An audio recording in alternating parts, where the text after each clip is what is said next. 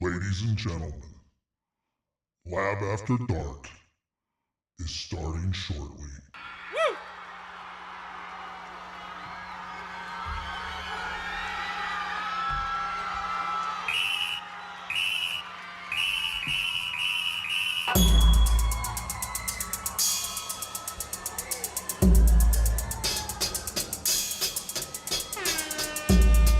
Trying to catch the 5 a.m. crowd on the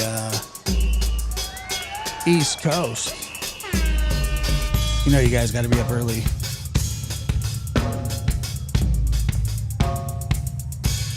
You got that commute to work.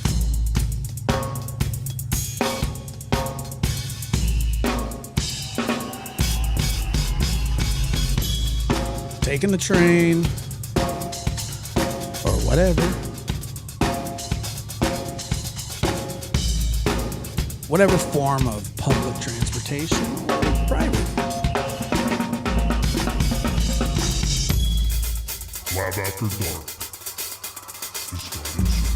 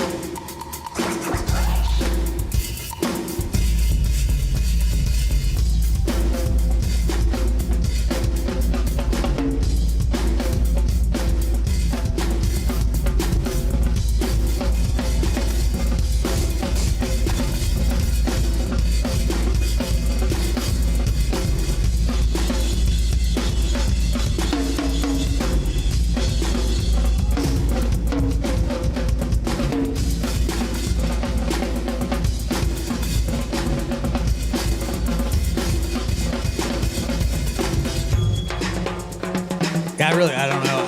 I have no idea what they... I don't know what the little emojis are, to be honest. I think they represent who loves the show the most.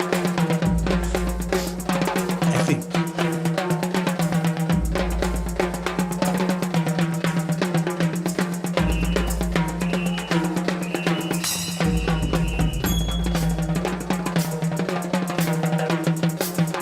Who loves the show the most.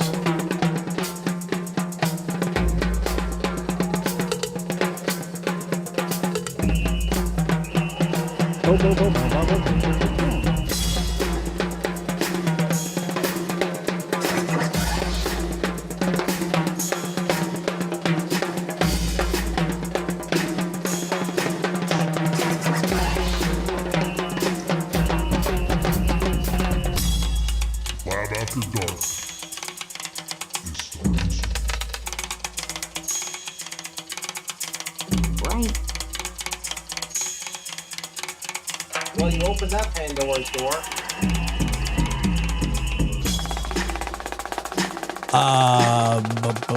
Aretha, I absolutely have. Yes.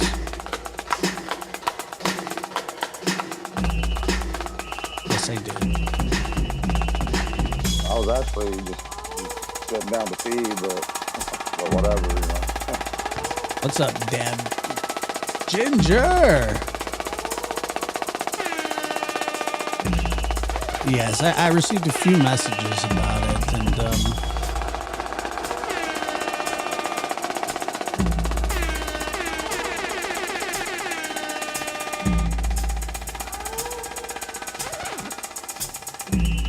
What's the point in causing the rupture?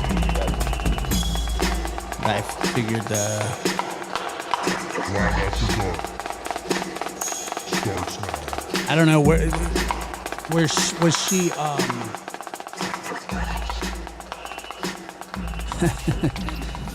Forgive Me Not says that, 25 months, by the way. I don't know. I was Nana in Britney's show. I don't know. I haven't been online at all today. Not even a little. She was okay. Wow. Well, first and foremost to Nana, very sorry for your loss, and whatever you do, whoever you are, and if you're listening to this, don't let it turn into content. Do not, I'm telling you, do not engage with it. If people want to say their horrible things and be mean or doubt, just don't address it. Just let it be. It's not content. It's not anything like that. Just let her grieve. You know, her heart, I'm sure, is absolutely broken, and God forbid that one day other people that aren't so gracious during that time don't find themselves in the same spot, the same predicament. There is nothing to respond to out there about this. Don't make a big deal out of it. Don't clutch your pearls. Just let it be, you know. It's so much further and farther off than, you know, away from YouTube than it should be. Or excuse me, it should be further off and away from YouTube, and it's typically not. So I hope that this message doesn't fall on deaf ears, because it's just terrible. And I enjoy Nana, and I have for a long time. I mean, she has followed my channel for quite some time. And I think that she's a very kind lady. I think that that she's going through one of the hardest times in her life. So my advice to Nana and anybody that loses a loved one is cling to faith, cling to the promises that have been bestowed upon us. Cling on to family and friends if you don't have them.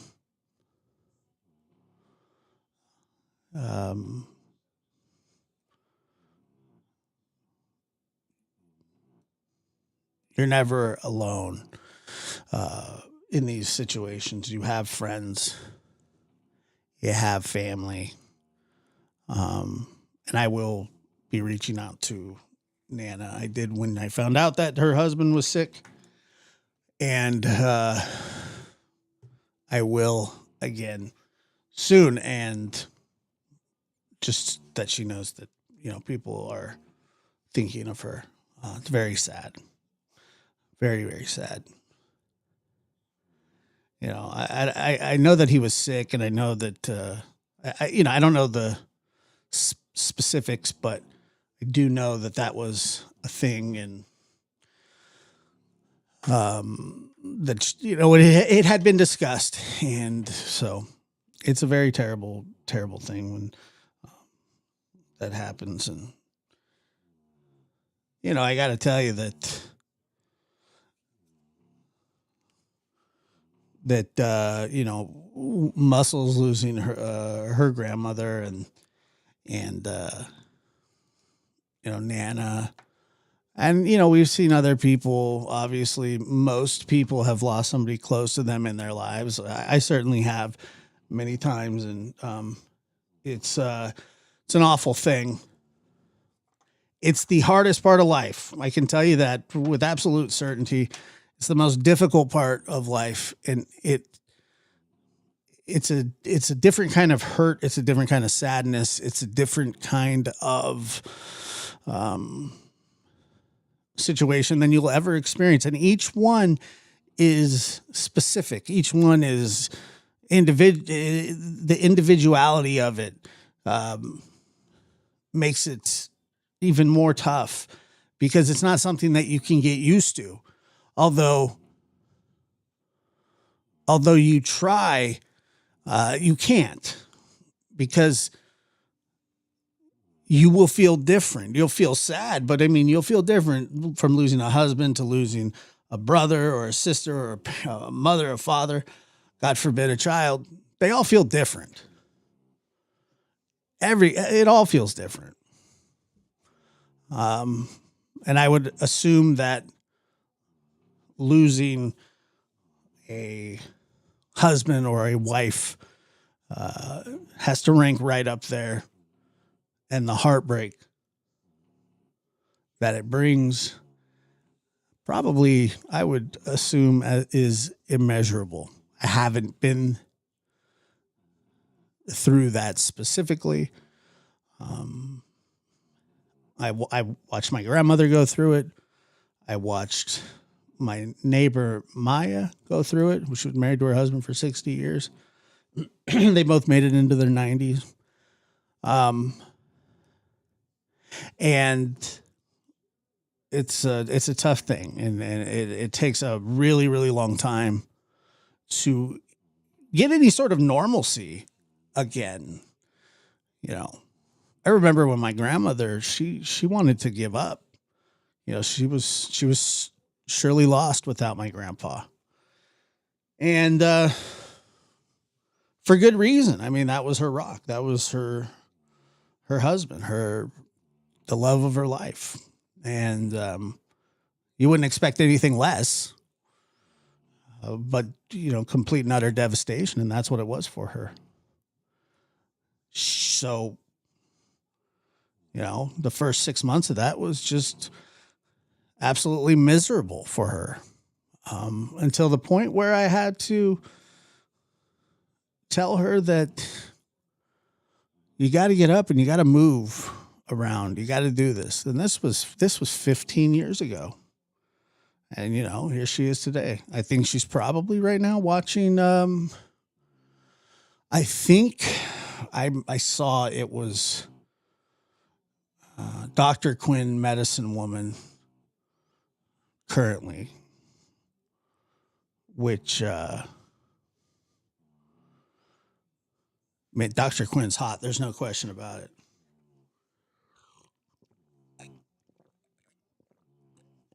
She's definitely hot.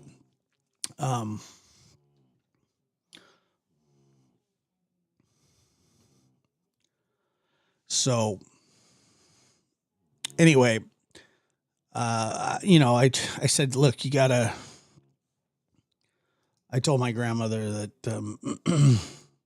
you got a lot of people here for you. A lot of people love you. And that you don't have to get over it, but you got to get up. You have to. You can't, it wasn't her end, and she didn't understand that at the time. And how could she? Denise says, I lost my husband after 43 years. My world changed. Very lost. Half of me died with him. Been 5 years now, just waiting for my time to go home. And Denise, those are beautiful words, because I know 43 years is, 43 years is longer than I've been alive. And I can't imagine the bond that you had and that you probably still feel to this day. I get it. I can understand. That's a long time. And but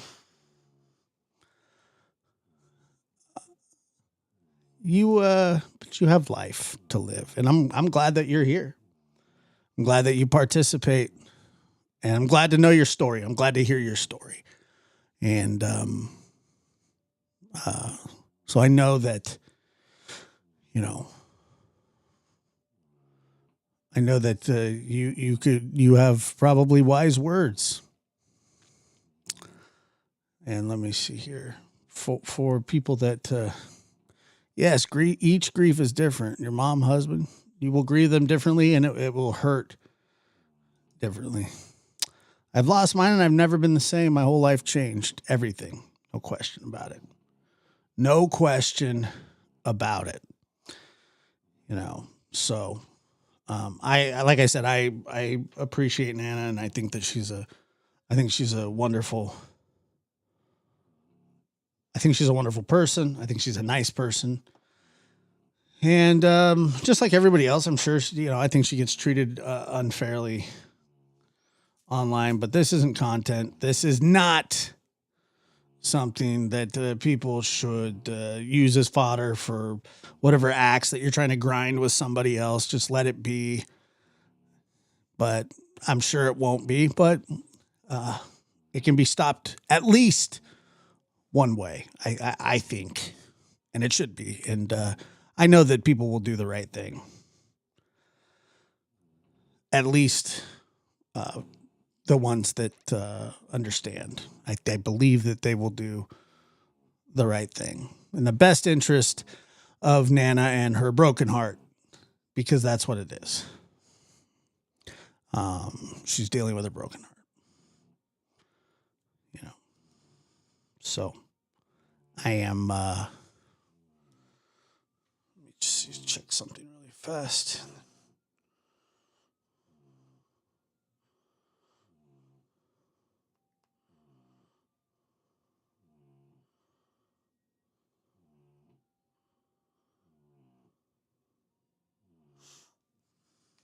All right.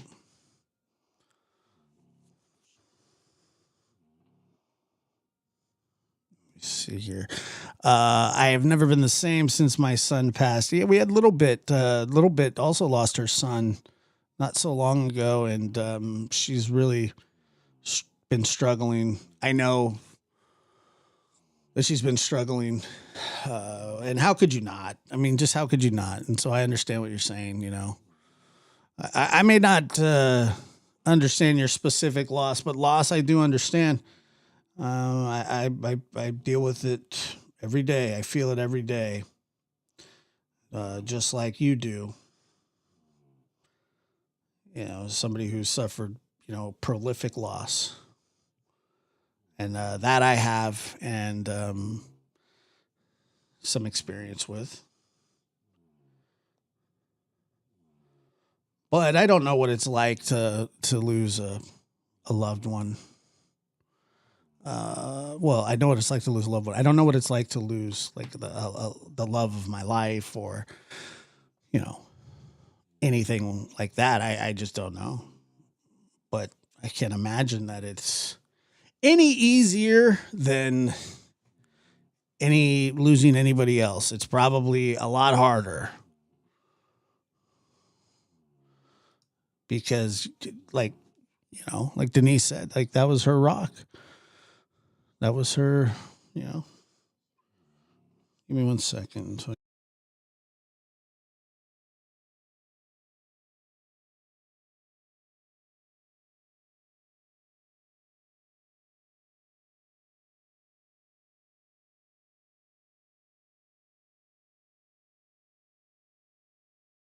Very good. And anyway, I don't know what I was saying, but anyway, I hope that, and it's really weird too. Some people handle it so much seemingly so much better. And even when people handle things better, it doesn't mean that it doesn't devastate them inside. Some people go into a complete cocoon, you know. Some people are outward, like some people are you know, extroverts by nature, and they continue that way, but inside they're still hurting, you know, which is, you know, everybody deals with it different. Just because somebody looks like they're doing really well with it. I mean, I couldn't imagine anybody doing well with it, you know. So you just don't, you know. And like I said, watching, yeah, I think it was probably just different. But I mean, you know, you would see some people and you go, wow, they're handling that really well.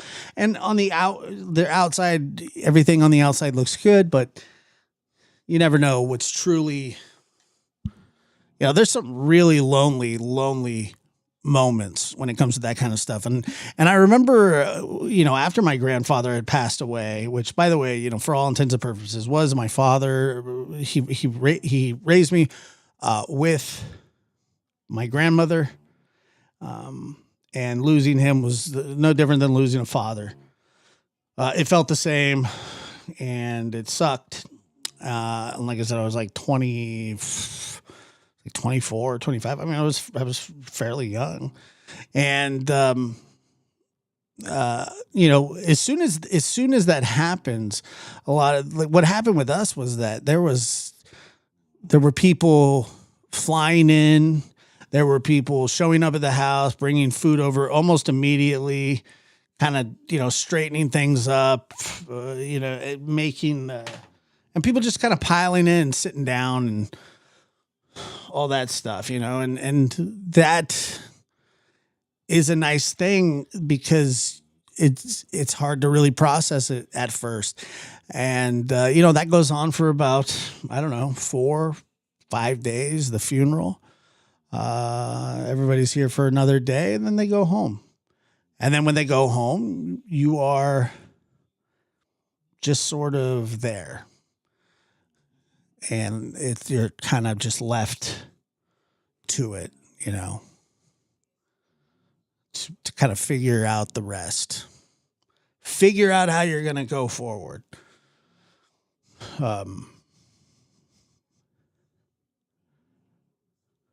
And it's not easy. You know, it's very lonely when everybody leaves. And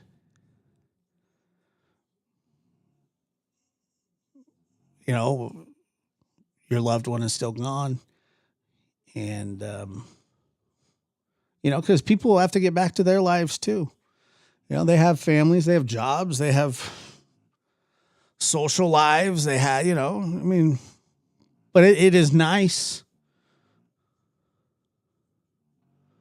It's nice at first, but I'm telling you that, you know, it goes away, and eventually you have to deal with the very raw emotion. And because, you know, we were very distracted.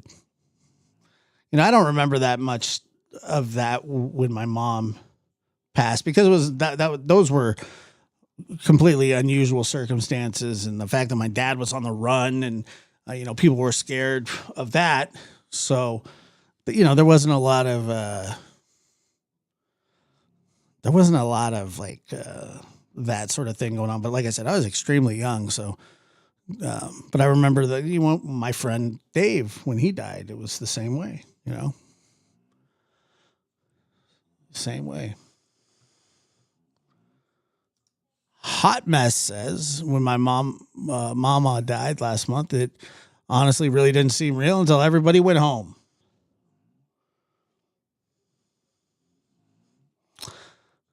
And then the silence, I felt the absence. Yep. That's right. That's right. I lost my dad 2015. Still hard and hurts. 10 years. 10 whole years, you know. Feels like yesterday. Like I said, my grandpa was 2010. And I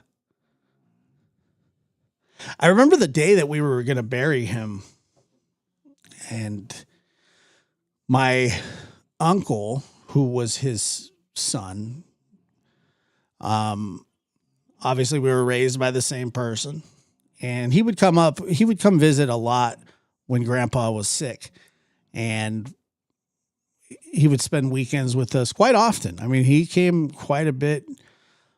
He would just like leave after work. He'd drive like 8 hours. He'd spend three or 4 days because he knew that he wasn't so well, and that he probably wouldn't be with us that much longer. And he did. He didn't make it that long because of the Parkinson's, dementia, and everything else that was going on with him. He was miserable, and it was, to be quite honest with you, it was miserable watching that happen to a man of honor, like a man that served 30 years in the military, and like I said, was a man of integrity and honor and pride, and it seems like there's not a lot of honor in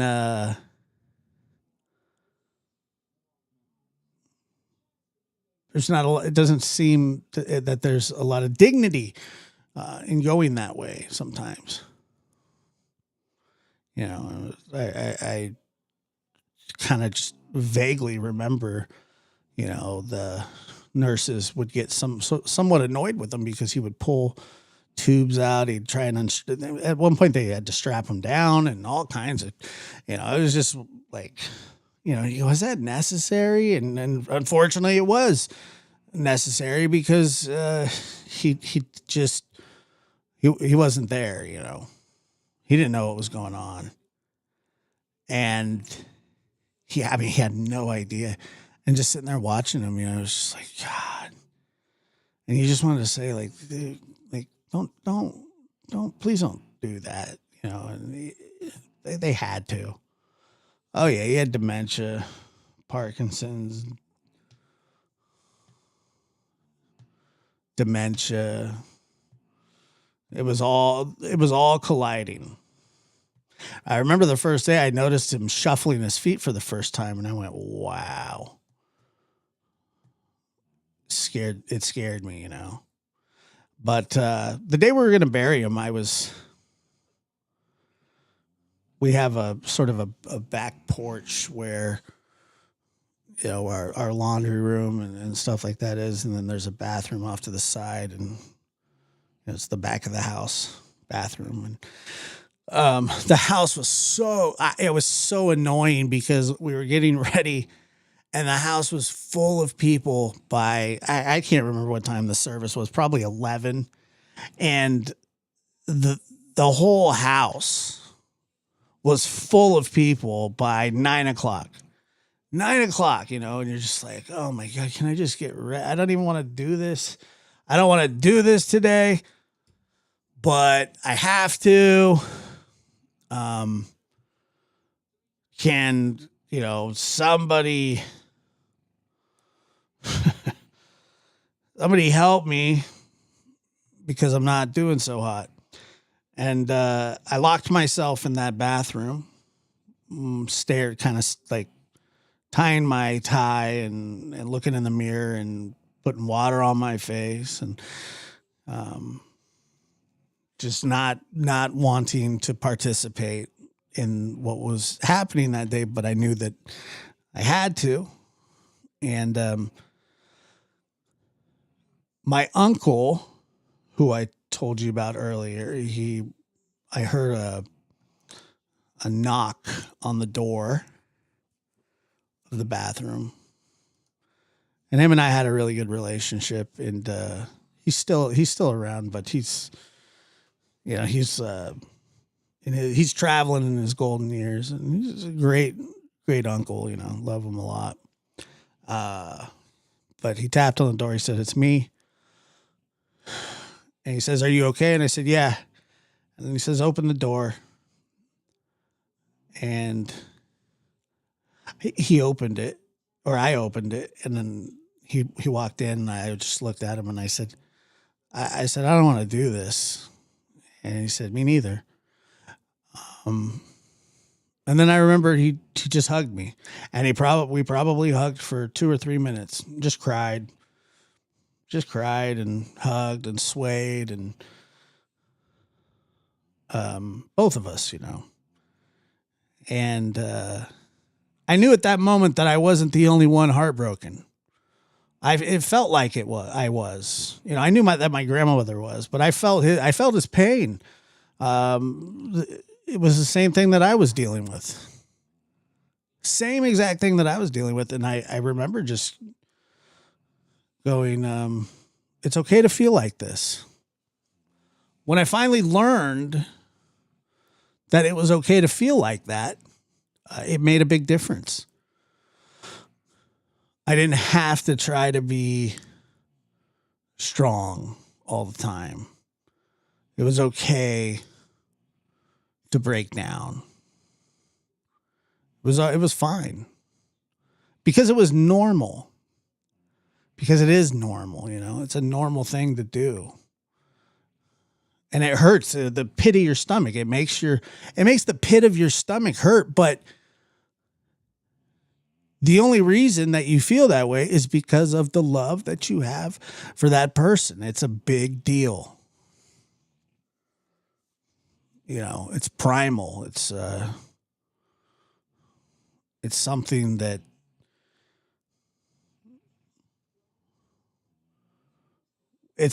we only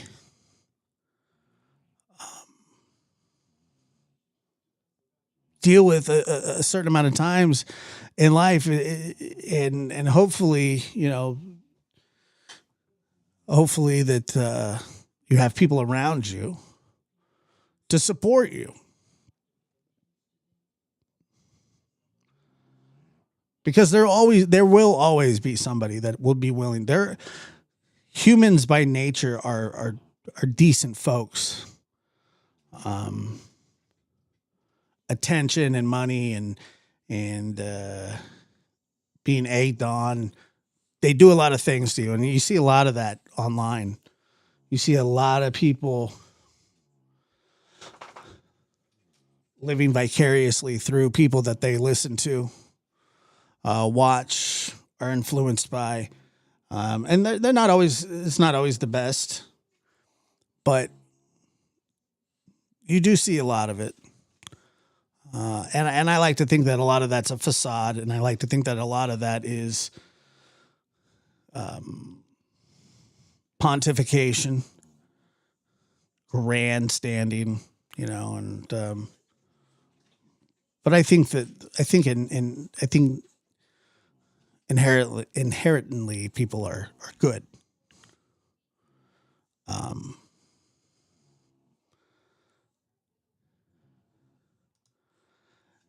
Sometimes, though, you have to cry out loud, and that's when you cry any way you want. Don't let anybody tell you that you can't. I don't think there's anybody that would want to stop somebody from doing it, because it's healthy, it's normal, and you're not the only one that has those kind of emotions. We all do. We all are.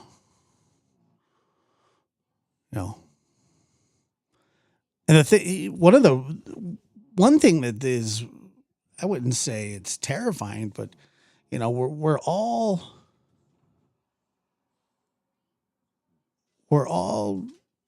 moments away from something like that. All of us. You don't know when the phone's going to ring and you receive bad news. You don't know when somebody's going to knock on the door and give you bad news. You don't know when something's going to happen right in front of you. Some of them, sometimes you can prepare. Sometimes there is warning, which I guess softens the landing a little bit, but the overall impact still is devastating. So what do? You try to make it so that you can be a rock for people when things like that go bad. You get your life in order as best you can so that when these things do happen, that you can help your loved ones through it. That you can be somebody that can be leaned on. You have to, you have to make yourself prepared for that. You don't want to walk around in a constant state of pending doom, but you have to be prepared, for those kinds of things. And that's what my uncle did for me that day. My grandmother certainly wasn't going to be, and who do you think that I leaned on when bad things happened? I leaned on my grandparents, my grandmother and my grandfather. But my grandmother wasn't in a position to grieve and worry about my feelings. I was a grown man. I'm sure she did worry about me, of course, but that wasn't her job at the time. That wasn't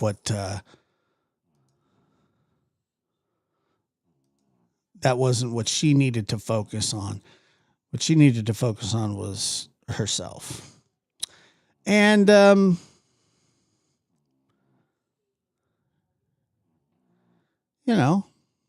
we got through it. Just like, I guess you either do or you don't. You manage or you don't, right?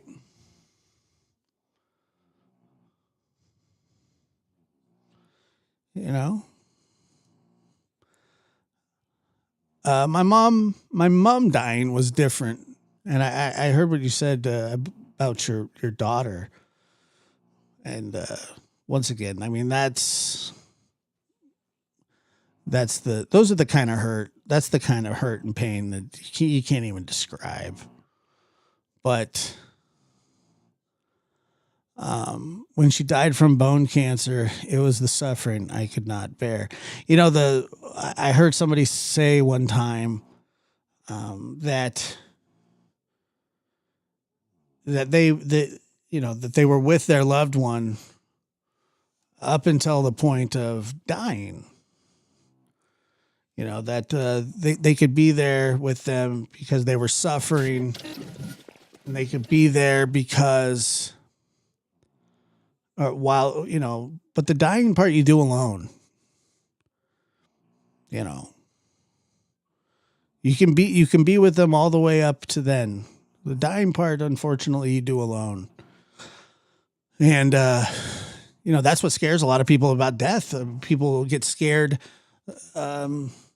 that they're not sure, and there's a lot of uncertainty that goes with death, whether you believe in a higher power, whether you believe in heaven or hell, or whether you believe in reincarnation or whatever it is that you believe in. And I'm not here to tell you what to believe in.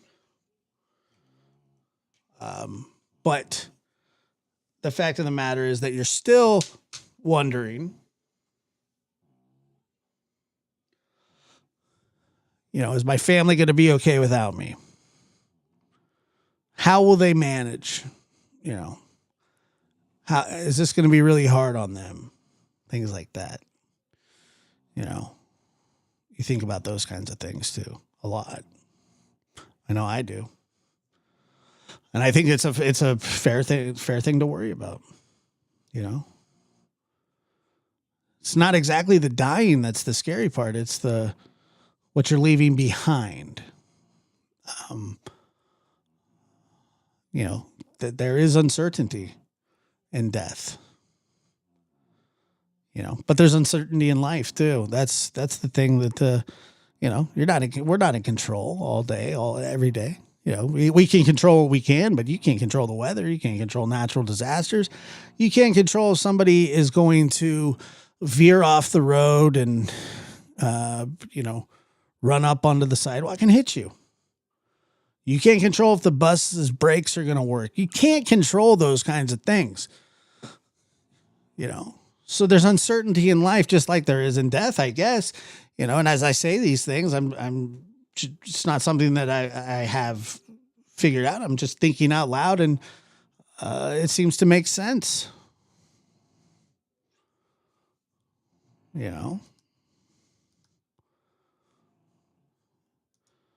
You think, well, obviously there's certainty and uncertainty in death, but maybe you never really understand how uncertain life is.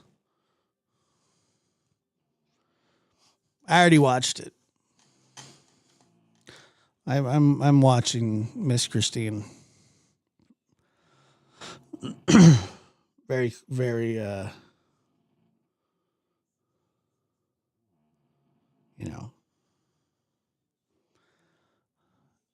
I do. I feel that way, and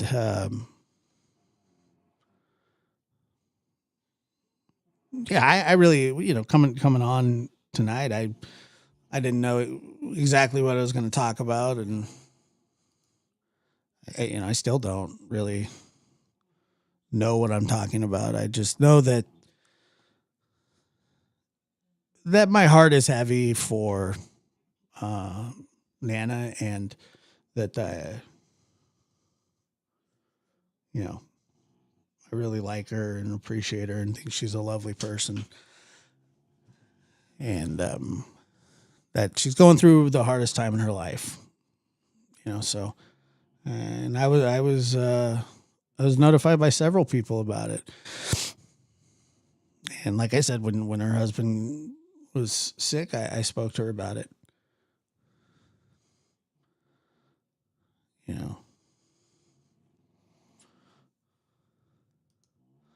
Actually, I think my two worst fears for the end are painful, drawn out, and how my loved ones will handle it. Well, I'll tell you this. They will handle it just about the same way that everybody else has since the beginning of time. You'll either never get over it, you'll struggle with it forever, or you'll find some sort of peace. But they will go on. You will go on,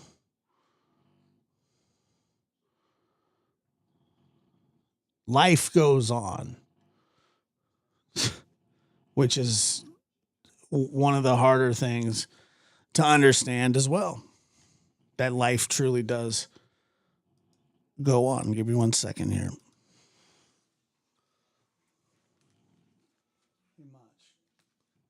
You're very snory tonight, brother.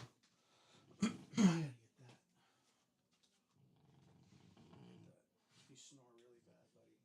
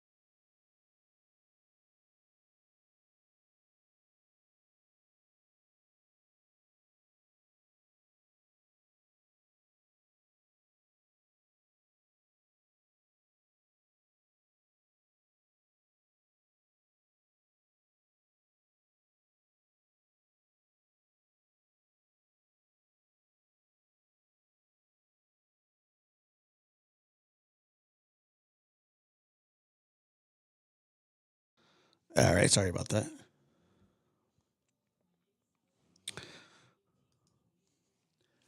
Where we were talking about life going on, and it certainly does. I remember I've told this story here before, and it was quite a life lesson for me. The day that of my grandpa's funeral, that evening, you know, there was kind of just a lag, you know, in the day, and the people from out of town that came from out of town, my grandpa's kids.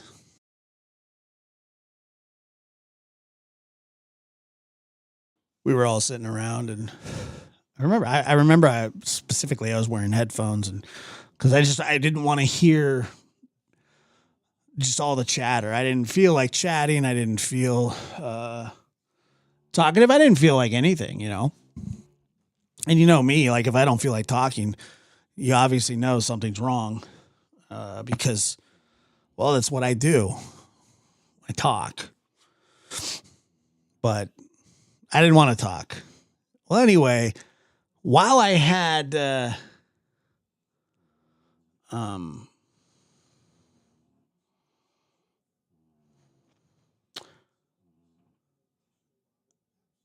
while I had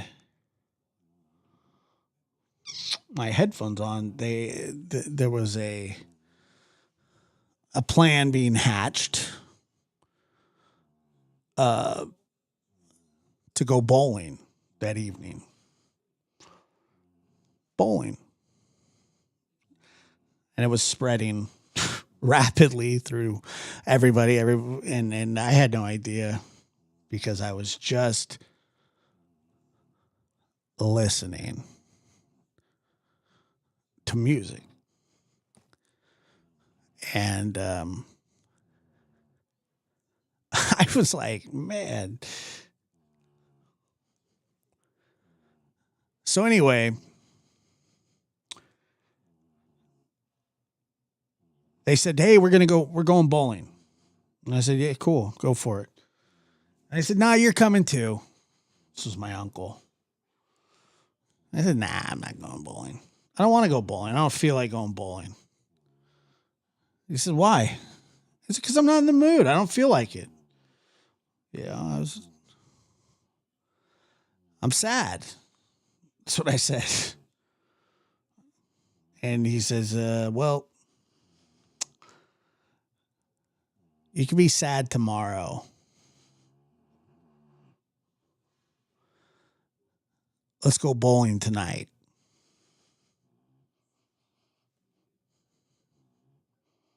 And then he said, you can be sad while we bowl, but you should come. So I did. And I never regretted it. I had a blast. And he says, what do you think that Grandpa would want? You don't think that he'd want you to go bowling with everybody? You don't think that he'd want you to go have a good time with your family? You think he'd want you to sit here and feel bad for him? And absolutely, that would absolutely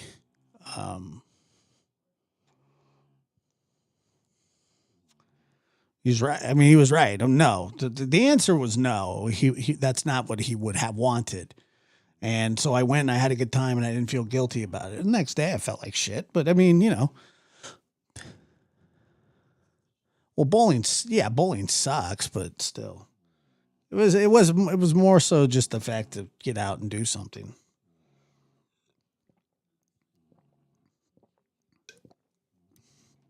Everything had been kind of doom and gloom, you know, and you know, it was just the fact of spending time together in an environment that wasn't constantly reminding us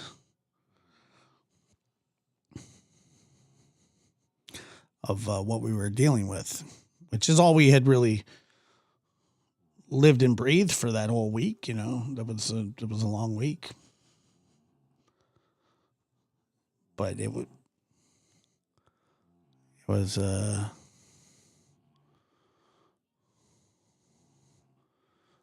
terrible thing to have to go through, and it's a terrible thing every time.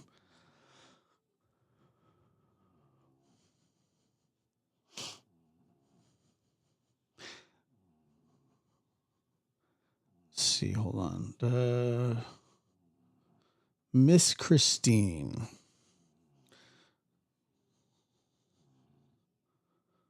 Let's see. Pam says, Josh, could you say a special prayer for Miss Christine whilst we are all here? I can, sure. I certainly could.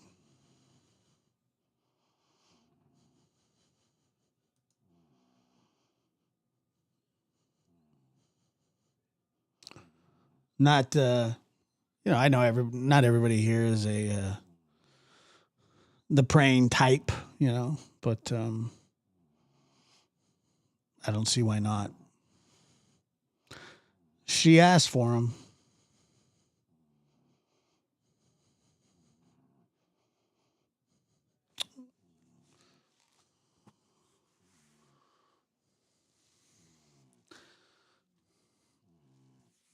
Dear Heavenly Father, tonight we come to you and we ask that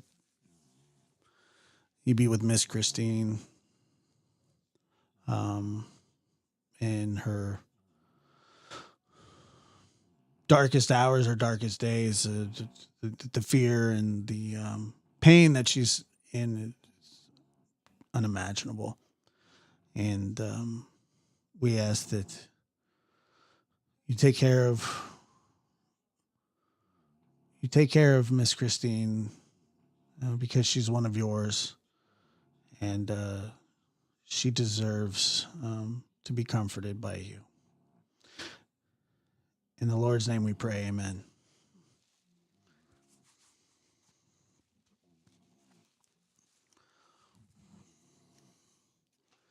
Yeah, it's a terrible thing. Yes, prayers for Miss Christine. Nah, I did watch some of it. Yeah, I did watch some King of the Hill. I certainly did. Certainly did. I like one of my favorite episodes of King of the Hill was when Bobby went to self-defense class, and he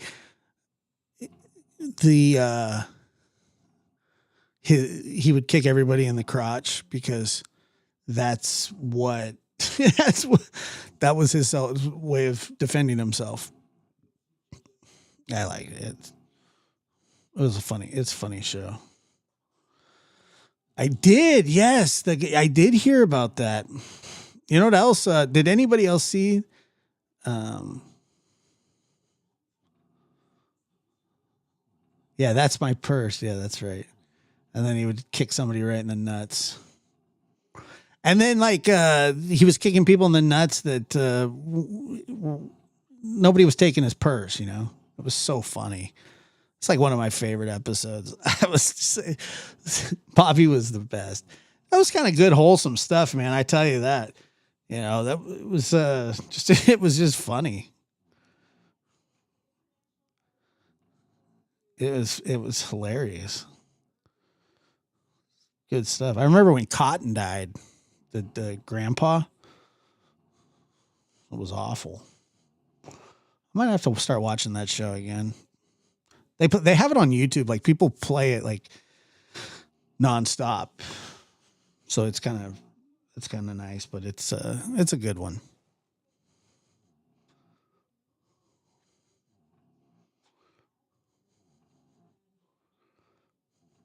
It's pretty funny stuff, I'll tell you. I haven't read Crabtree's stuff. No. Did he write it? I've read some of his stuff before. And one time it was very painful. I think I had a retina detached. It was very tough. It's a tough read.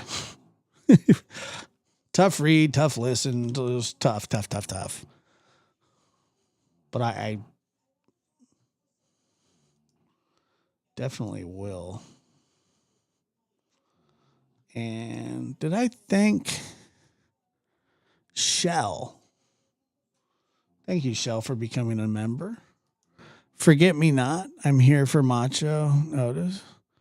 Or for Otis Macho plus bongos. You know, the Macho's just, he's out of hand, dude.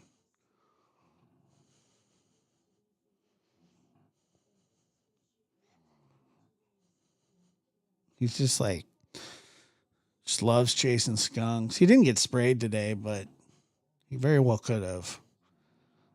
I mean, it's like just the moment, you know, and you take him out in your own backyard, and the instant he thinks that he can catch one, he goes after it. He's an idiot. I don't know what else to say. I mean, I know that seems harsh, but I mean, you'd think that he would learn, you know. That's why they have those things. That's why they have them.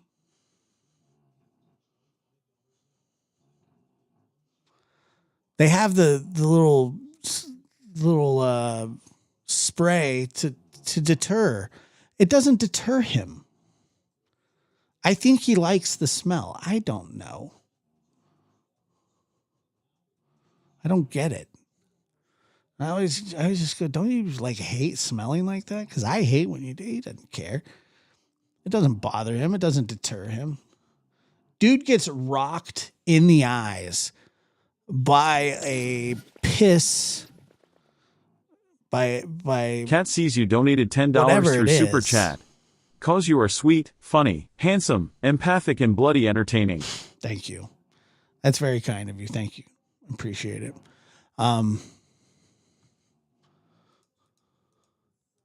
Entertaining, yes. Sweet, yes. Funny, oh yeah.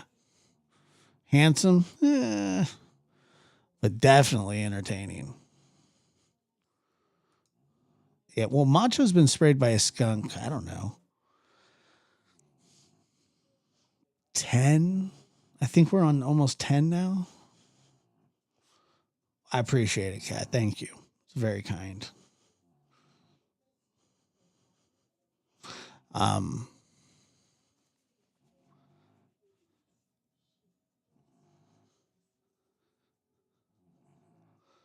What's up, Shay? I don't know. I mean, I've kind of lost count after 6 or 7. Like it's all blur. It's north of 6, and it's below 11 or 12. I don't know. I'm not sure. To be honest with you, it's a lot. It's more than it should be. I can tell you that for certain. It drives me nuts. But he's just, yeah, he's a special one. He's a special case. Once we let him out of the cage, once I adopted him and he got out of the cage,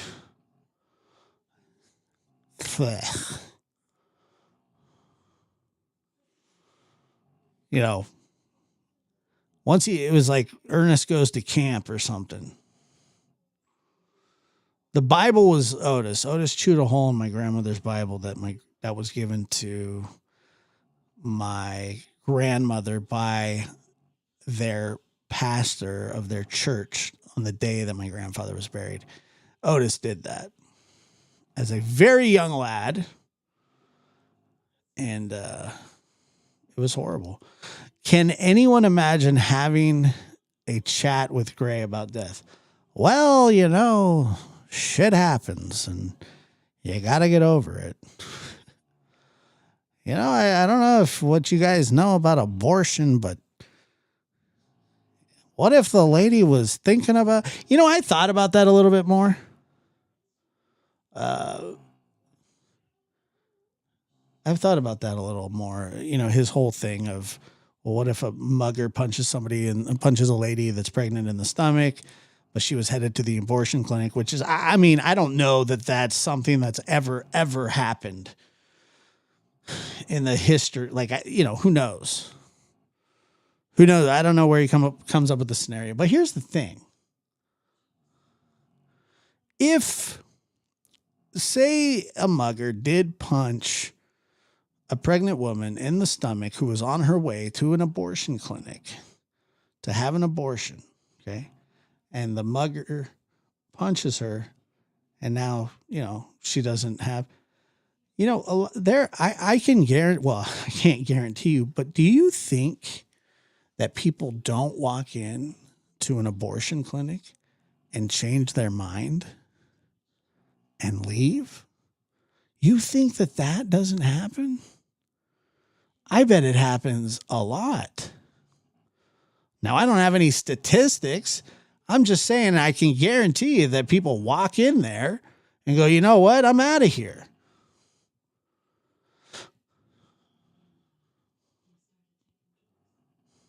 People change their mind all the time about stuff. I know it happens. Of course it happens. You don't think that there's guys that walk in like, dude, I'm going to get a vasectomy today. Oh, no, I'm not. Not today. Oh, I could absolutely. Absolutely. So I was thinking about that. It was just kind of pissing me off because he's an idiot.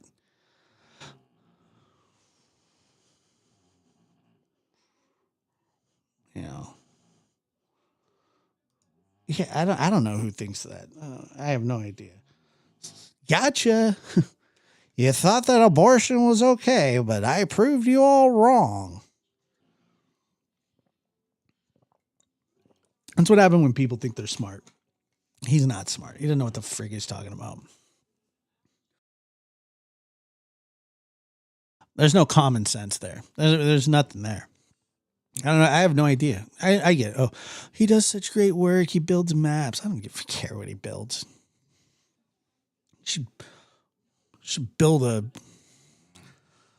walkway up to his ass and stick his head up there.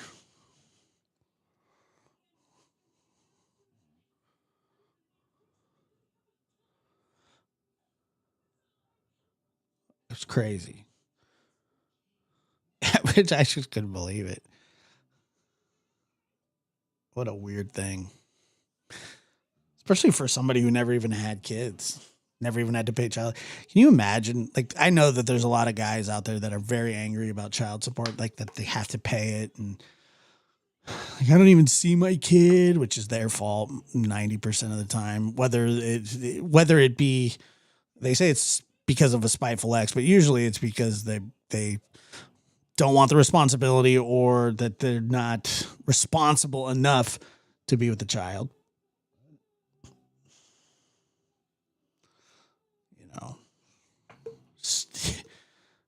But Gray didn't even have to do that. Imagine how spiteful he would be if he actually had, like, if he was able to somehow in his 30s manage to convince some poor woman to sleep with him unprotected. And then he, got her pregnant. God forbid.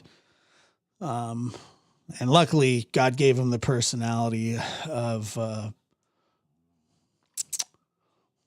decrepit turd. So she didn't have to actually, the world didn't have to deal with that, thank God. But just imagine him just like, I think that I think this is love at first sight. I think this is love at first sight, and I would hope that you would let me have sex with you without contraceptive. The show is going so well. I think that but let me ask you a question. What do you think about abortion?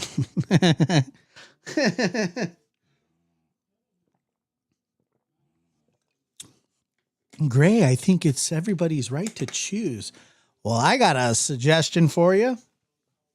Bet you never chewed on this one.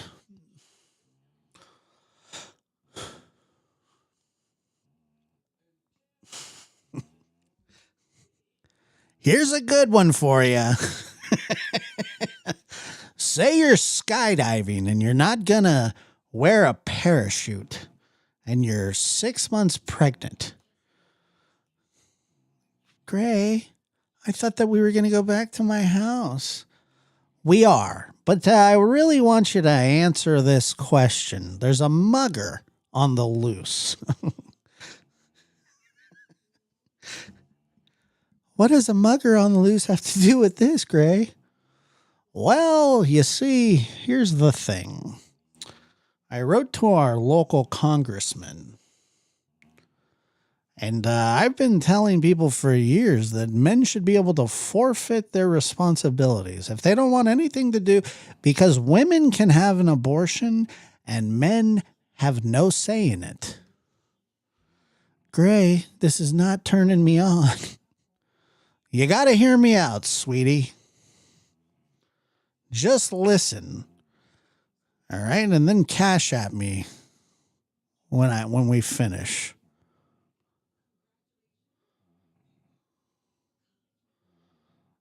You don't want to listen to the lab. He's a tool.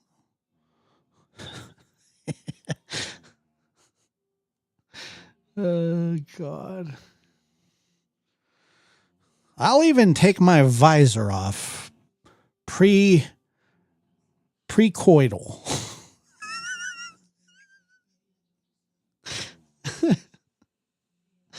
Oh, man. Sick.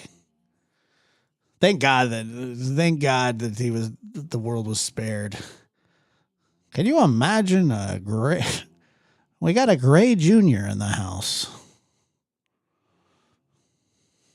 There's a Gray Jr. Here he is. He won't take off. I will. I'll take off the visor for the right amount of super chats. You know? Okay. Okay. For the right amount of super chats, I'll take the visor off. Okay? And I won't wear my mandals. Now let's get back to what I was talking about. There's a pregnant lady, and she's on her way to a schmorschen. A what? A schmorschen.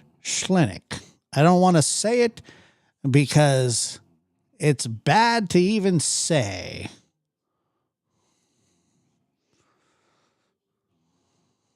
Okay. And there's a mugger on the loose. Fucking stupid. Such an idiot.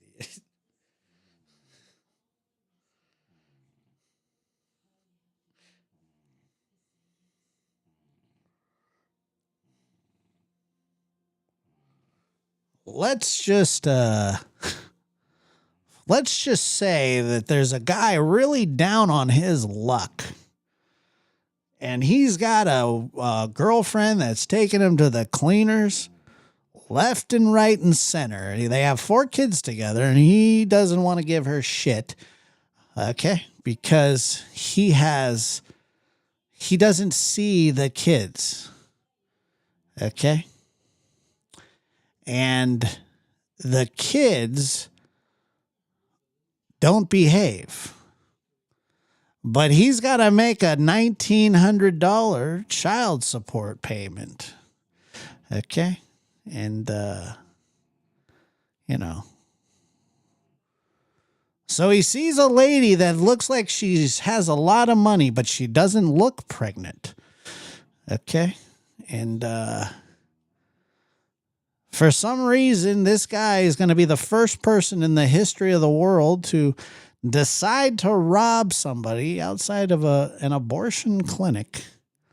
Okay? Why is she standing out there? You don't know until the end. But he decides that his weapon of choice will be his fist, and that it will make way to her stomach. Okay? He doesn't know she's pregnant, but that she's sitting outside of a schmorschen. Gray, I thought we were going back to your house. Not yet. Okay. Should that guy say he gives her the old 1-2, you know?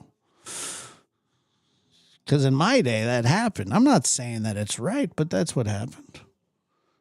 But he decides to give her a good old schwack in the tum-tums. He doesn't know she's pregnant, so he doesn't think he's doing any harm. But she is pregnant. She carries high.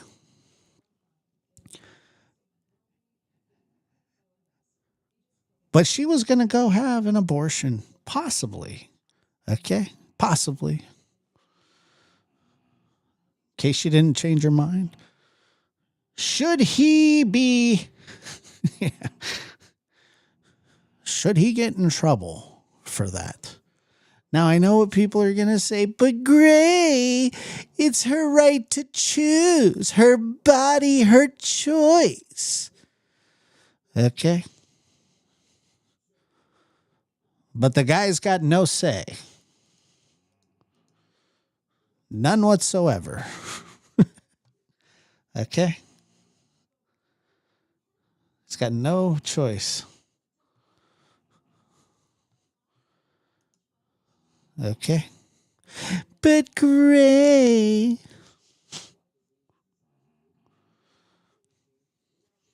I mean that is basically a complete rendition of what he said the other day. But I'm just saying, you know. It's just crazy talk.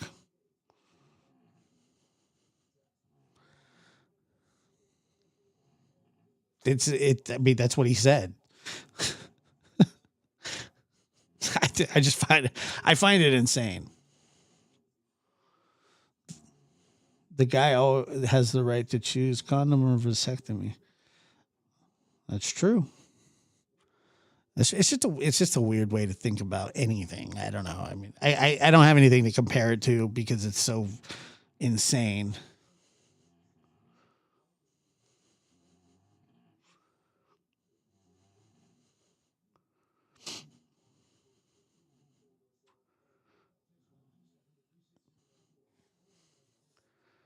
Well, that's okay. I doubt it, but I didn't watch them. I watched YouTube Bad Actors. He said that. That's exactly what he said. He brought the whole thing up. It was insane. One of the craziest things I've ever heard.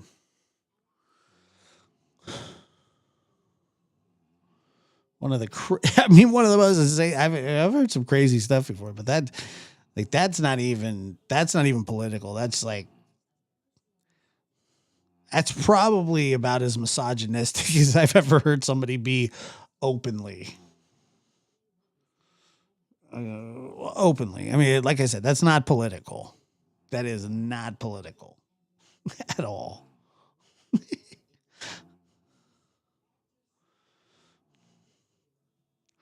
Oh, YouTube Bad Actors. You missed it. I just did a whole rendition of Gray. I was just saying that I said it would have been, thank God that Gray didn't have enough game to convince some lady to sleep with him back in the day where he had to pay child support because, I mean, he would have went postal. He would have absolutely went postal.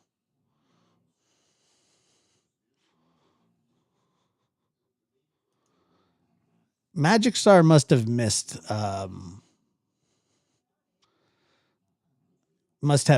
what happened.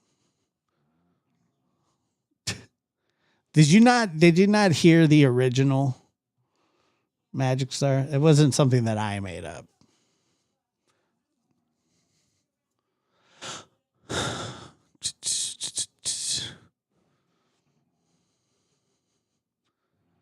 And it's certainly not getting deleted under any circumstances.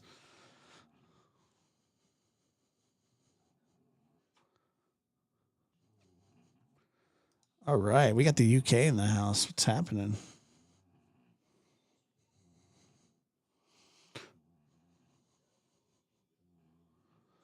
Yeah, well, what I just said was something that a guy that Gray Hughes actually said. That was the scenario that he brought up. He brought up, should somebody get in trouble for punching a woman in the stomach that ends up killing the baby, even if they were just on their way to the abortion clinic to have an abortion. That was his scenario. I was just mocking his scenario. I wasn't saying that it was a good scenario. Nothing about this will get deleted. I was mercilessly mocking an idiot. That's what I was doing. And it's all YouTube bad actors' fault.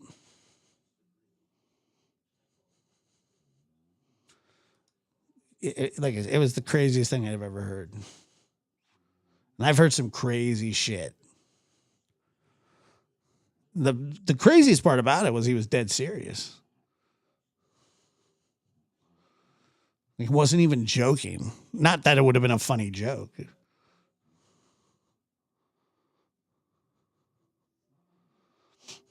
You know.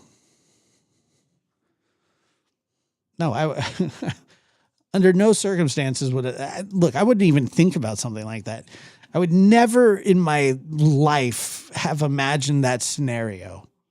And good. Well, should the guy actually get in trouble for punching the lady in the I would never think of anything like that. That's crazy.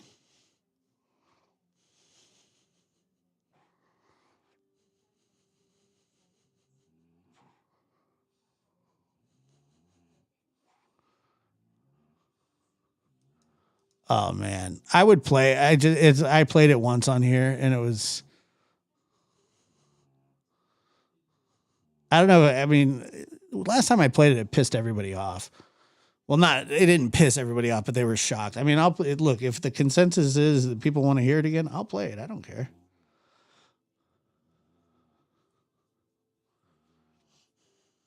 This guy's nuts. But you're right, Magic Star. His stream did get deleted. He did delete it because he was serious. There was nothing about it that was playful. Not that it would be playful anyway. Yeah, he was pissed that nobody donated to him. That was one of the funniest parts about it.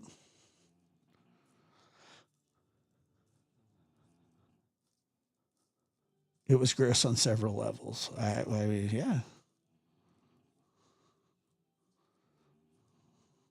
It was definitely psychotic stuff.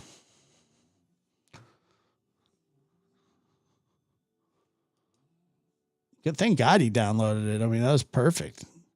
It needs to be studied. It needs to be shown at universities around the world. This is how you don't think. But Gray, you shouldn't think that way. It's misogynistic. It's not misogynistic. It's just that men are superior. But Gray, that's misogynistic. You can't even spell misogynistic. Play it, should I? Yes, I do. Correct. It is off topic.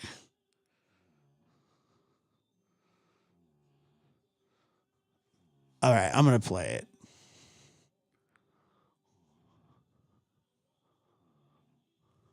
Have I ever heard him snap at his wife? No, but that doesn't surprise me.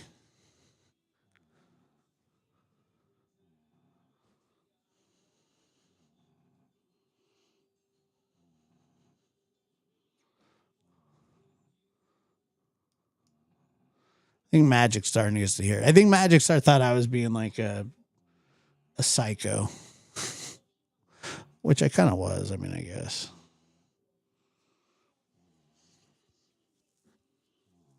Just joking around.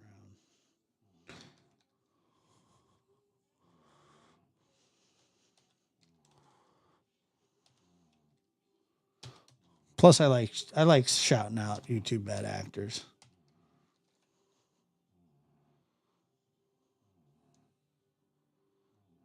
His sandwich was bad? No way. Really?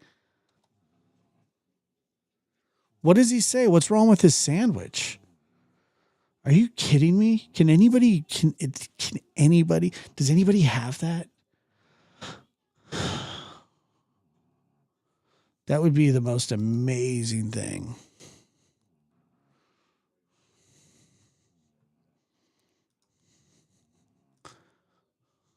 Should he get any?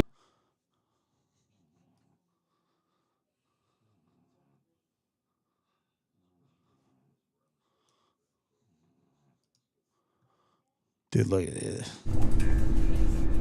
I could do my abortion question for you guys. Last time I did that was over a year ago for sure. Why is his chair squeaking? And why? He's very excited about this. Sure. I always like to see what people say in my little scenario. Maybe another time. Really? Yeah, it's just kind of a simple question. It's not really that simple of a question. So I give it in a series of, most of the freaks that have been here have heard the questions for a long time. But I'll give you it in a series of questions. Great. So let's say there's a girl that is a woman who is, 4 months pregnant, walking down the street, and a mugger comes up to her and punches her in the stomach and takes her wallet and runs.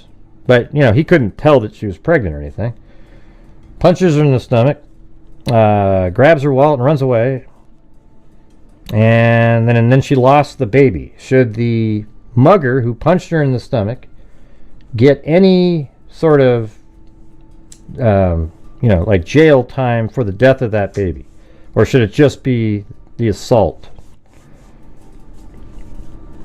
So that's my first question. I bet Gray doesn't even like So babies. should the mugger get any jail time for the death of the 4-month baby? He didn't even know she was pregnant. He just punched her in the stomach, took the purse, So what should that be? Would that be assault or what would that be? Murder. Yeah, you should get jail time, right? Most people think that. Hell yeah! Hell yeah!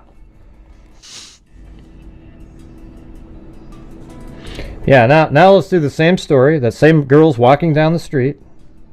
She's 4 months pregnant. And she'd already decided, and she was actually heading to an abortion clinic at the time. She was actually going to walk into the abortion clinic right outside is where she got mugged. She was still 4 months pregnant, punched in the stomach, and lost the baby that way. Do you have the same feeling to the mugger at this point? Because she was about to go get and abort that same baby. So what do you think about that? I feel the same way that I felt. She was actually going to terminate it inside the building here. I feel the same way I did at the beginning. Instead, she got mugged, and then the baby died that way. So should the guy still get prison time for that? Yes. Also,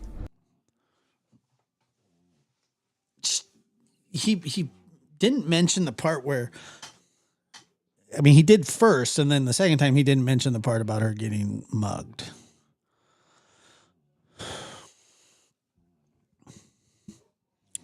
Oh yeah, man. He's got the personality of a school bus fire.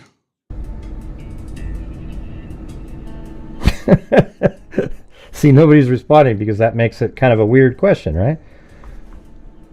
Yeah, but why should he get any extra time for the death of that baby when she was about to go kill it, and even in a more sort of premeditated fashion? She knew that she was pregnant. The mugger punched her, didn't even know she was pregnant. She wasn't showing or anything like that. And it died, the baby, but the mother was literally, and then you know what the answer always is? It's a woman's right to choose. And that's where at that point, I just get really frustrated with the whole. There's a lot of things in life to be frustrated about. And if you're Gray Hughes, this ain't one. Conversation and everything. Because you always wonder, why do people get And then let's just say this. That same lady is 4 months pregnant, but the mugger decided not to attack her, and she went into the abortion clinic and got rid of the child.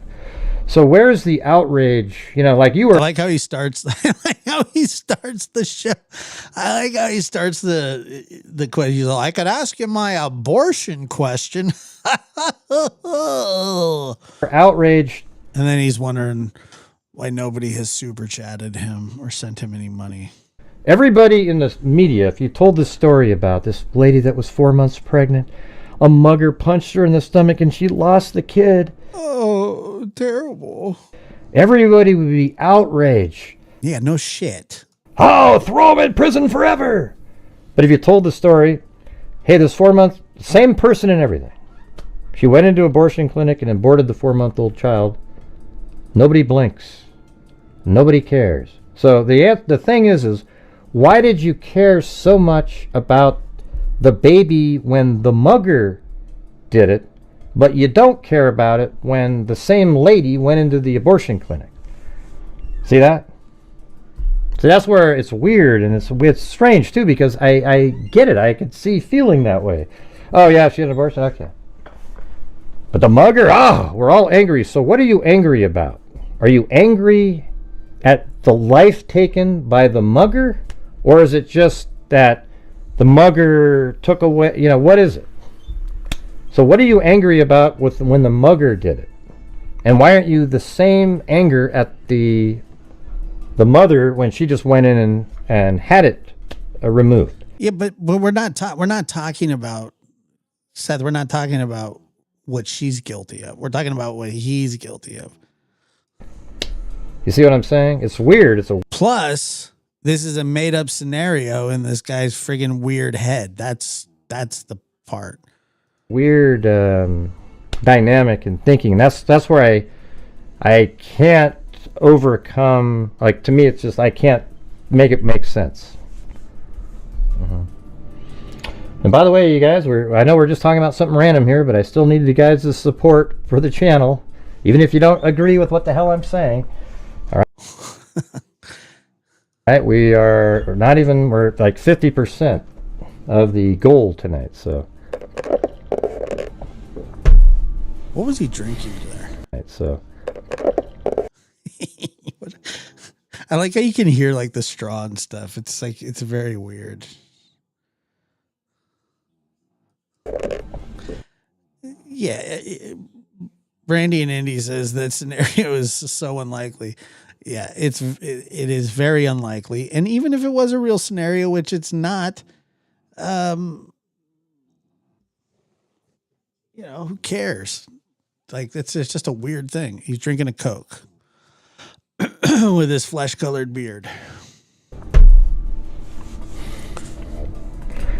yeah, that's another thing too. It's like, you know, each baby is just as much the man's as it is the woman's, even though she's the one that carries it and everything. So, even though she's the one that carries it and everything. So, like, let's say a man wants to have the child. Why doesn't he get to have any say in whether or not she has an abortion or not? Because it's her body, Gray. And there it is. It's like, wow, so he doesn't have... Well, it is, Natalie. You can disagree all day you want, but it's just as much his as it is hers. Yeah, I mean, so the baby is just as much his. And so here's what's weird is, like... So let's say the woman doesn't want the baby, but he does. How many kids does he have again? I think it's 0. I think he has stepchildren or something like that. But no actual. Like, he's like, I want to have the baby. I'll take care of it. And she doesn't want to, and she can just walk in and have an abortion. But then... let's say he doesn't want it, and then she wants it. He doesn't have any say in it at all.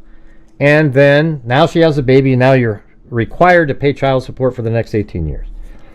You're required to. Yeah, I mean, it just seems pretty bogus. Like, so I think men should have, I mean, most men would want to be part of the child's life, but there should be an option where a man. Come on, Junior. Let's go outside and play catch.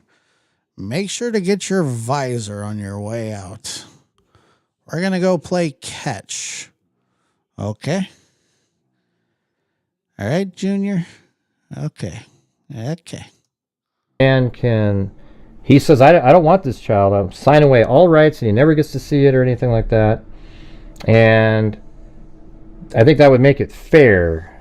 Like it's like a legal, I don't know what you call it, like a, it's not an abortion, but it's like he gives up his rights. And it's a forfeiture of rights. It's not that. I mean, what do you mean you don't know what to call it? People listen to this. People listen to this guy for what? He doesn't even know what a forfeiture of rights is. By the way, what the scenario that he's talking about really doesn't exist. This paperwork that he's talking about. I think that would make it fair, because I think a lot of women, there's women out there that have the baby knowing that they're going to get the monthly checks. Oh yeah. Yep. Section 8 housing for everybody. Okay, and I think that would completely remove that as an option out there.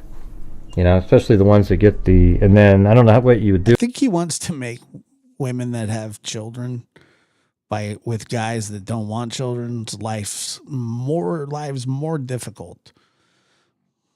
If you can believe that. With the welfare, what's up with his microphone too? How that would still work, but,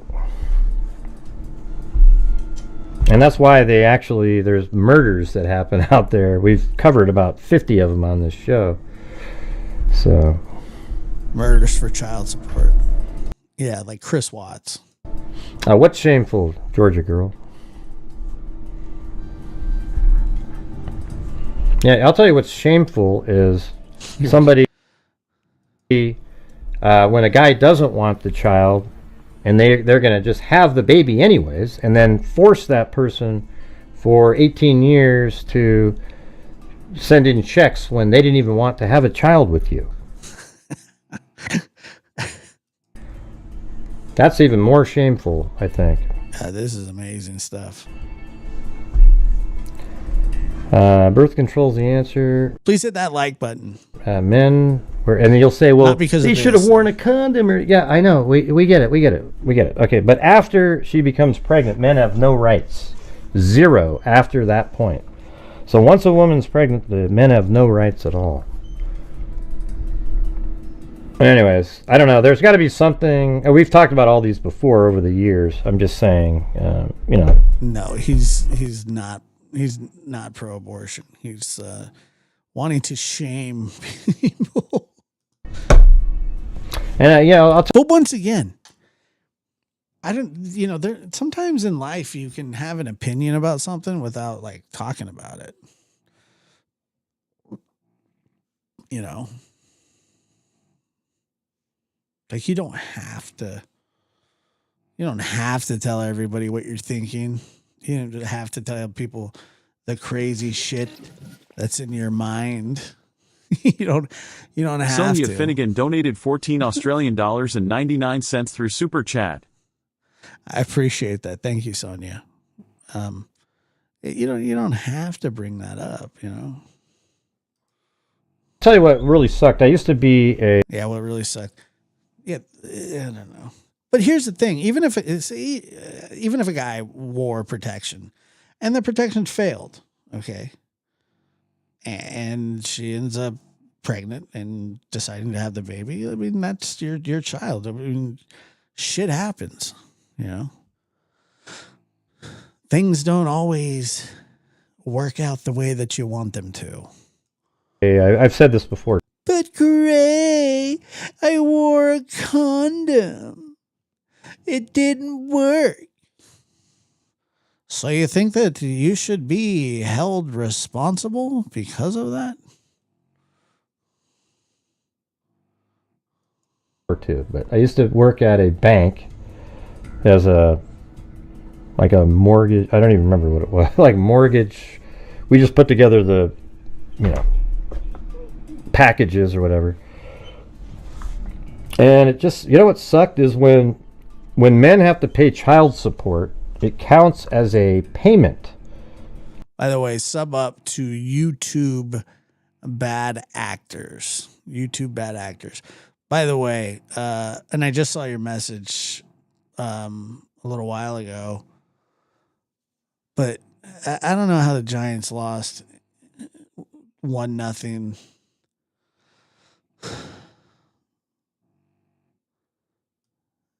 It was terrible. Just like having a credit card bill. So if they pay $700 a month and they make $4,000 a month, that's like having a $700 car payment, where the woman gets to take in the $700 and it counts as income coming in. But shouldn't it counts as income coming in? What are you supposed to count it as?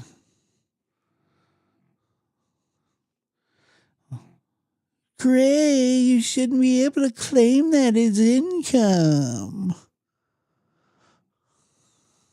Yeah, but I'm still pissed off about it. It pissed me off. Shouldn't the $700 really just be as if they were living together? And that $700 is not counted extra. It's just like they were living together, and apparently that's what he would have spent anyways.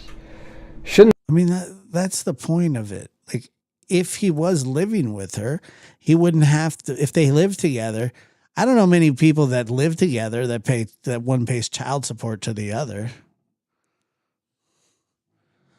Typically, you kind of share the responsibility. But if he left, then he would still be on the hook for what he should have been able, or should have had to have spent. How do people figure that these kids that they don't take care of are going to eat? I mean, they assume that the mother's going to make it happen somehow, and that's usually what happens. But it costs money to feed children. It does. It's not free. Wouldn't that be the reality? Can anybody hear his squeaky ass chair? He's sitting there rocking back and forth in a squeaky ass chair. Does anybody hear that thing? It's way more than $700. And the answer is yes. Anyways, none of you guys had anything to say about that, so I'm switching now to a completely different topic. Now we're going to talk about nuclear war and whether the United States should have dropped the bombs on Nagasaki and Hiroshima. And hopefully you guys can help support the channel if we switch topics, because we have absolutely gotten crushed in the last hour. I mean, if you scroll up, there hasn't been any support for the channel for probably, hell, what time is it? See, and that just shows you that you can't talk about something else. It's a woman's right to choose. That's the best. That's the best. Next, we're going to have a debate about the Holocaust. I can just see it, dude. It just sounds like something he would say. Support his channel, not your kids.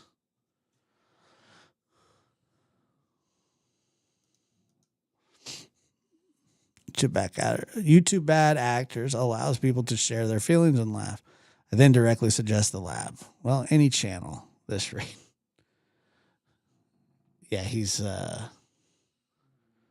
he's out of his mind. You guys want to talk about 9/11? Now, I know a lot of people died, but I got some interesting stuff about Building 9. Let's talk about Building 9. Gray, I'd rather not. My father was a fireman that died in 9/11. But it was a conspiracy. Yeah, but he still died. You got to hear my conspiracy. No, I don't want to, Gray. No, think it's a good one. I don't know. Somebody said he yelled at his wife about a sandwich or something, which is crazy too.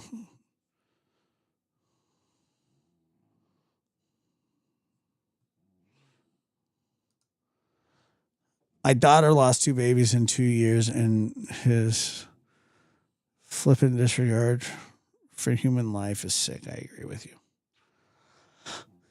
Pissing me off.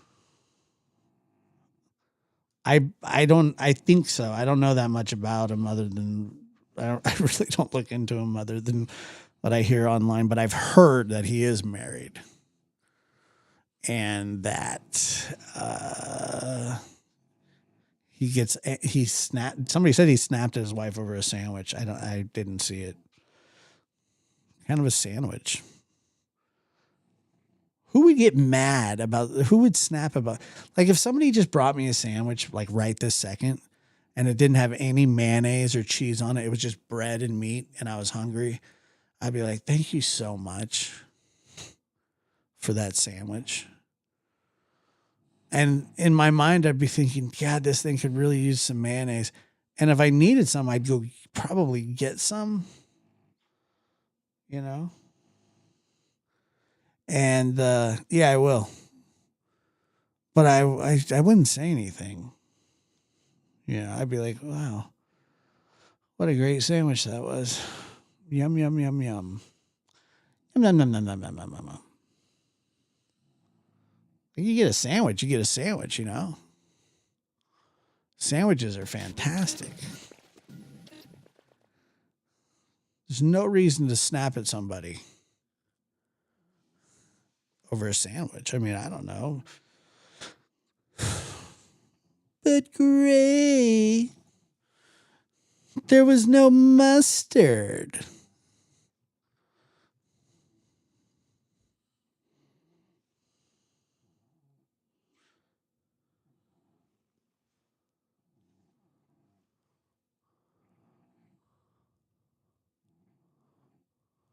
Yeah, dude. Just that's what I'm saying, Rod. Just eat your sandwich.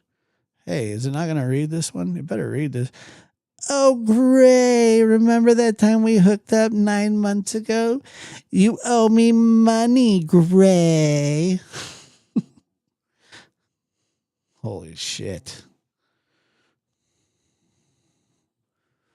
It's wild stuff.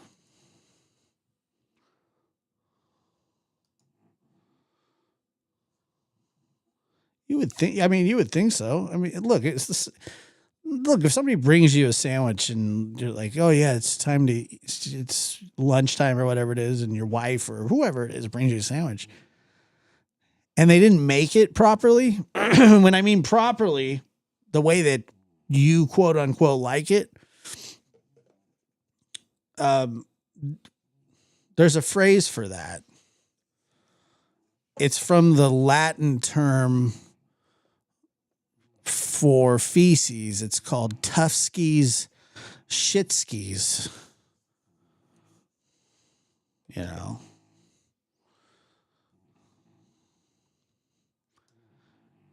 Married 24 years, never a sandwich complaint. There you go. Divorced. That's right. Then go make it yourself. Seems simple enough. Simple enough. That's one of those like machismo things. Go make me a sandwich. Would you go make me a sandwich? Frankly, I like making my own sandwiches. You know why I like to make my own sandwiches? Because I make them perfect. And I've had people make sandwiches for me in the past. And they weren't, I mean, they were good. But I typically can make a sandwich for myself better than anybody. Nor would I ever want to train somebody to make a sandwich for me properly. Part of the whole sandwich gig is, you know, making it, you know. Corn dog sandwiches. It's like a pancake. It's like a McGriddle.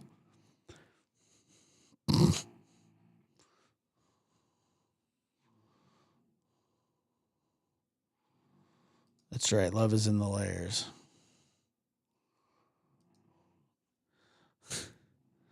He would probably expect the sandwich maker to be barefoot and not pregnant. Make sure to not have shoes on or I'll punch you in the stomach.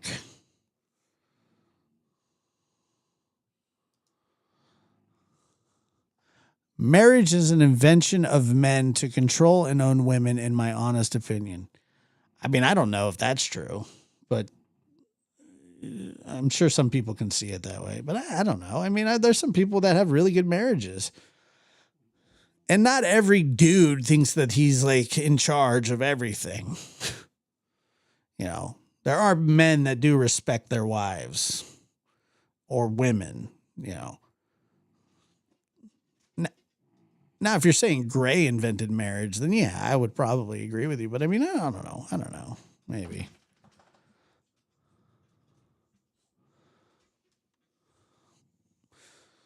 That's Otis. Doing Otis things. But I mean, I get what you're saying. I mean, it does seem a little, you know, marriage isn't looked at the same as it was in the 30s and 40s, 50s as it is now. I mean, it's just not. I would agree with you more of it being back then. Sure, no, I understand. I get it. I'm not saying you're wrong. I'm just saying that I don't agree wholeheartedly, but I do know that there are men who do feel like they want their sandwiches made.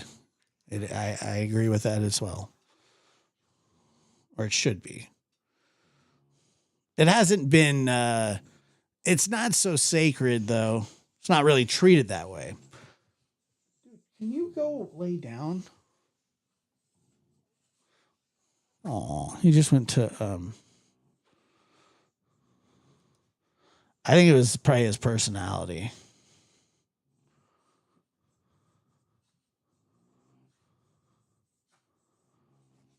What are you doing? Oh my God, he's driving me nuts. Hold on 1 second. Let me deal with this. Quick intermission.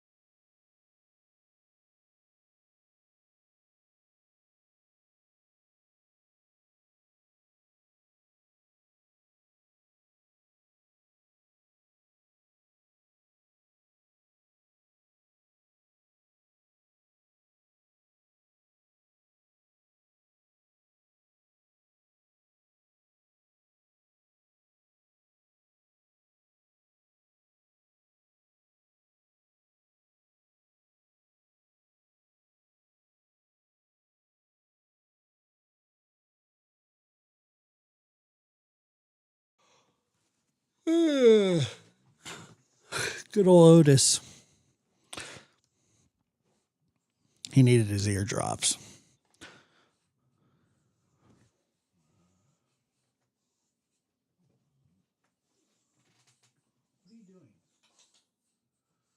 He's being a pain.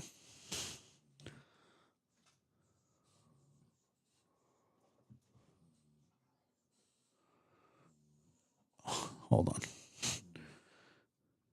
He's not listening. Hey, go get back up in bed, please. Hey, come on. Get up in bed. Go. Get in bed. Come on. Get up there. Get up there. Good boy.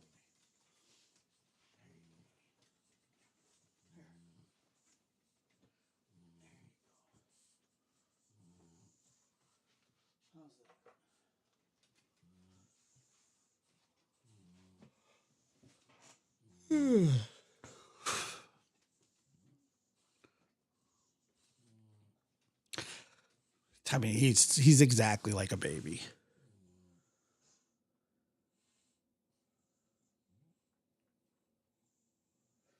He is an absolute little baby. Please lay down. I just gave him some eardrops because his ears have been bothering him. I just covered you up, dude.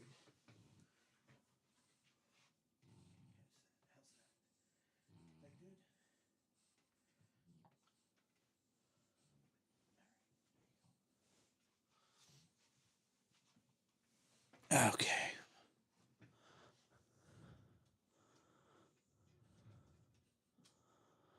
Nah, I don't know. He always struggles with his ears. Angel Light, good to see you. He's always got something going on.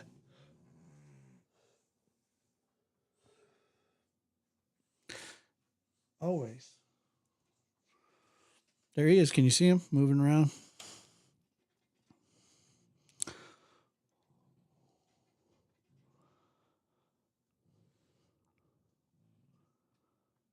Nah, you know what? I'm not that sleepy.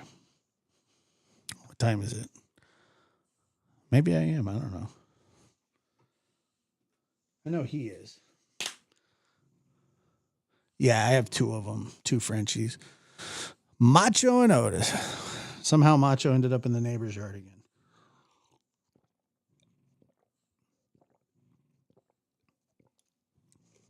So now I have to put chicken wire on the ivy fence. So that'll be fun. That'll be good. Because I thought I had everything closed off, and I have no idea how his enormous ass got through it, because he's got a big ass. He's got a really, really big ass. And somehow, some way, he wedges it.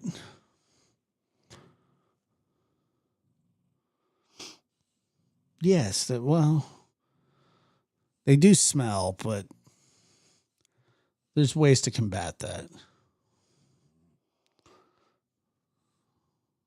You got to give them like yogurt and stuff.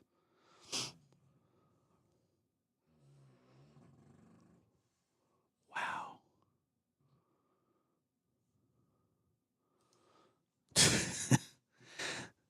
Yeah, well, I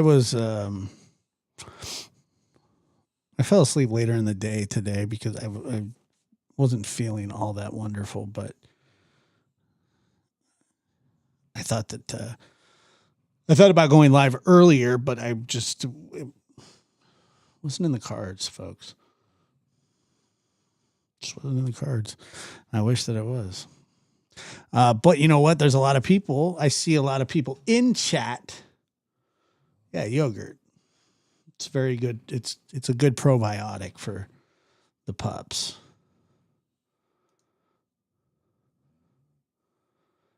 The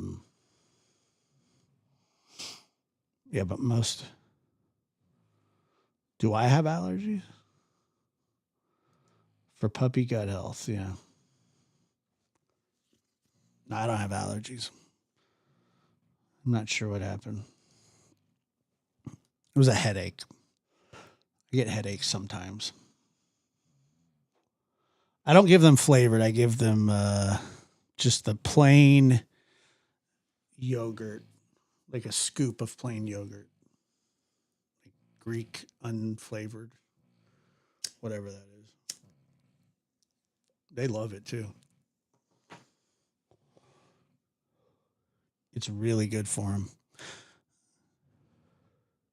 And if your dog ever has kennel cough, or you, and I've had kennel cough, and that's a fact.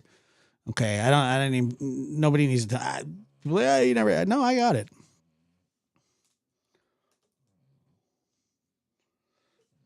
Yeah, paramedic.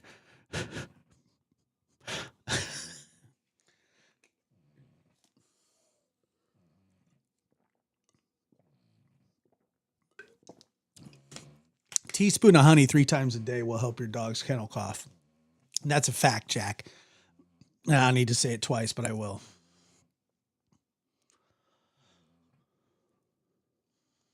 Dude, I got kennel cough. I'm telling you. These dogs are with me all the time. See? Sonia. My dog has Greek yogurt every night in her dinner.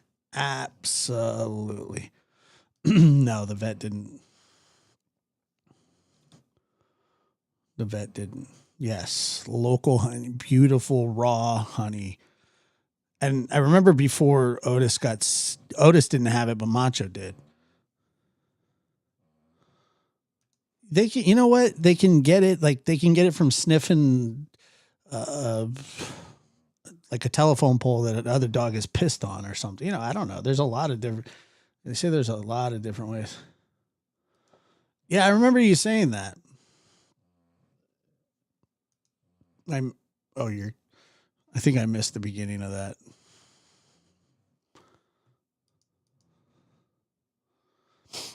There's a lot of ways that you can get it. Yep, there's just you know what? To be honest with you, though, and Sweetie, kennel cough isn't that serious. Parvo is. Kennel cough is pretty common, and it's easily passed along. It's very contagious, but it's typically not gonna. It's not something that's gonna. It's a cough, you know. It's a cough. Parvo's terrible. Absolutely, it is.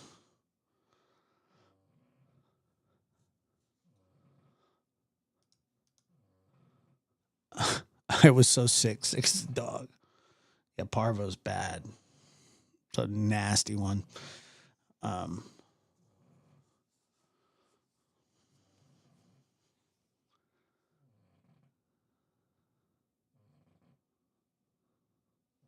But it you know, and what happens is they get this little goose noise. They go hurt, you know, and they go hurt, and it's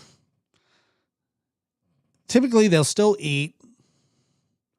They will still drink water. You know, but the best cough suppressant for them is honey.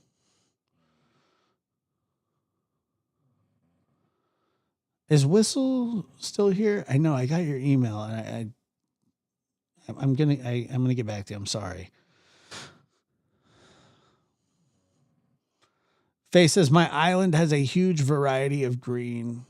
The local honey is amazing. Yeah, we have some really honey. Have you ever noticed how expensive like raw honey, like local honey is? It is not that easy to produce. That's why it's so expensive, I guess.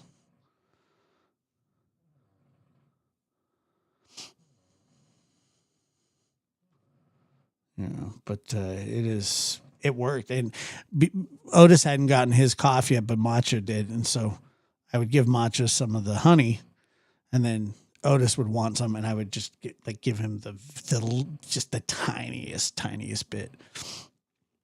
He loved it. And then he had to really have the honey, but it passed.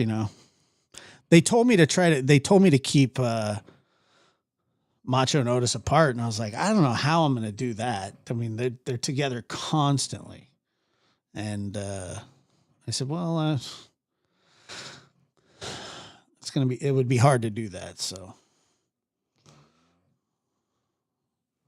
and it was very difficult.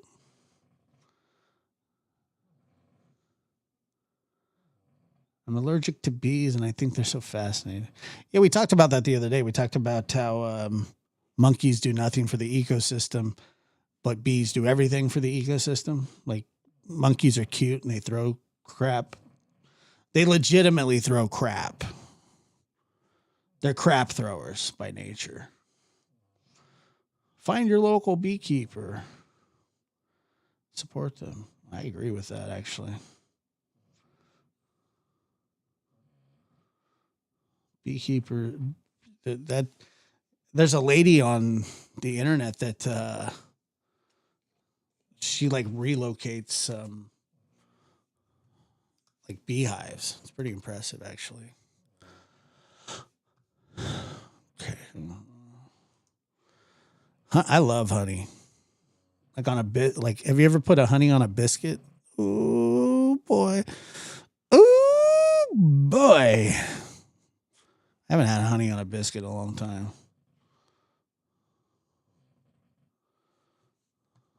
Now this is interesting. Be Real says my local beekeeper lost their bees and luckily found them. Be Real. Appreciate you. Shout out.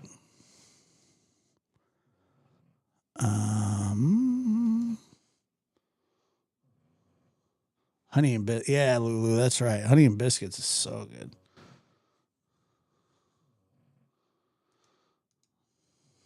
Oh, well. The earth could survive without them. I'm just saying. I'm not saying that it's,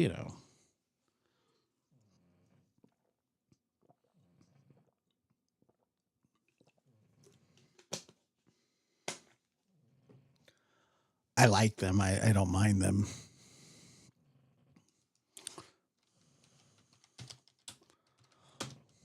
I put honey in my tea too.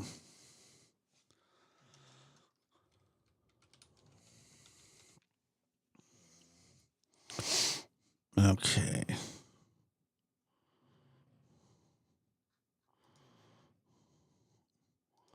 Oh my God. Let's see what this has to say.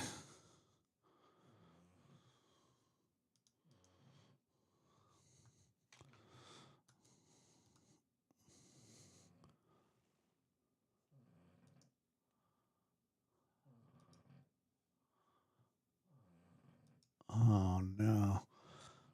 Let's see. Okay, so this is from Crabtree Rant. There are fake individuals who claim to be journalists and advocates for the missing, using these families as emotional banks to take advantage of their situations while pretending to contribute to their plans for getting help and pushing their loved ones into the spotlight to receive assistance. They present themselves as if they genuinely care about the missing loved ones, only to theorize, fabricate. There's no way that he wrote this himself. Not a friggin' chance.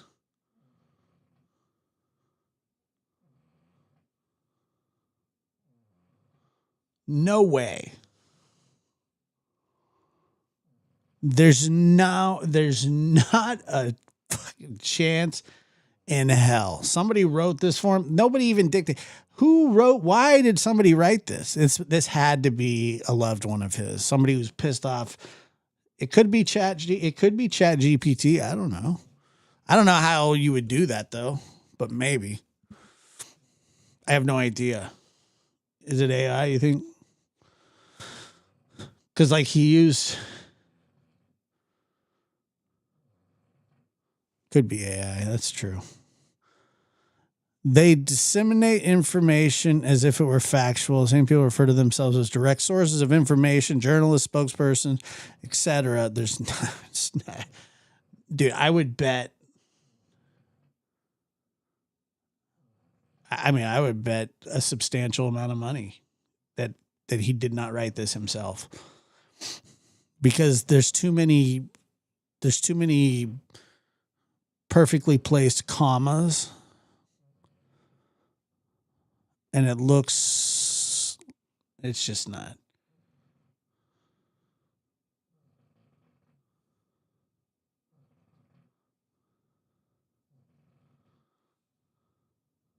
I don't know who wrote it. What these families truly need is genuine guidance, advocacy, and support. There's like no spelling errors either.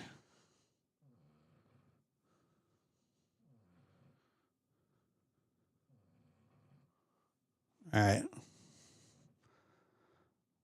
There are those who care and want the best for them. Unfortunately, this is nearly impossible because these vultures who prey on missing persons are truly horrible individuals. Anybody who tries to confront or expose them can face severe repercussions affecting their careers, families, and friendships. See, this is where it gets kind of weird, because he's doing the, 1, 2, and word, period. He doesn't know how to do that.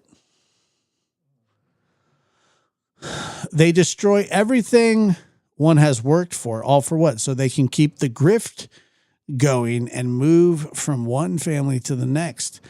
All we can do is make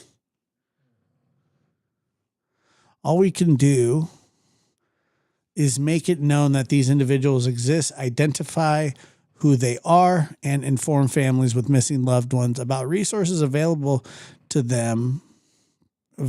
help them discern who or what to avoid.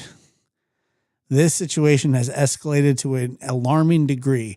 I truly believe a website or similar resources should be dedicated to and run by trusted sources who can vet these so-called individuals. Cat sees you donated $10 through Super Chat. My dog is dying slowly from a tumor on her liver. She had quit eating her dog food. Now I give her anything she wants to eat, except for chocolate/grapes. My heart has just been breaking. She is 13. Man, yeah, that's tough. That's how old my Maggie was when she died. I heard that there are vets that give dogs chocolate at the end of their lives. Like, before they're put down. I'm really sorry to hear about that. It sucks. It's terrible. It's just a heartbreaking thing, man. I know that. If there's paragraphs, he didn't write it. He didn't write this. There's no chance. None. Zero. I've watched more Stephen Crabtree than I'd like to admit. Most of it on here, thank God, but the guy can barely talk. There's not a chance in hell. None. That he did this on his own, thought of this on his own. It's just not happening. Oh, you're going to take, that's really cool. That's awesome. I've heard that, and I think that's a really cool thing. Oh, you more discerning? God dang it. So he used that. I truly believe a website like frivolous lawsuit. Everybody loves that now.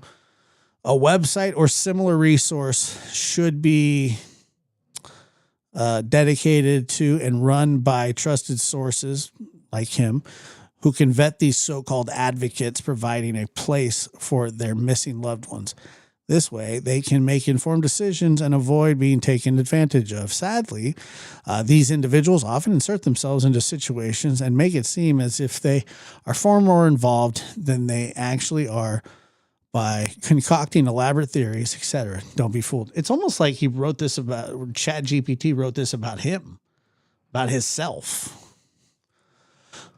There are real examples of amazing people with the community, like Jess, Steve, K9 Bailey, and RC, who work diligently.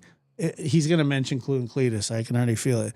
What distinguishes them is they do not claim to be journalists or YouTubers. They genuinely share information, advocate, and strive to bring people home. When it comes to YouTube, there are several individuals who can provide valuable information, such as Clue and Cletus, Queen Bee, Granny's Watching, Breaking Chains, and White Boy. Nonsense.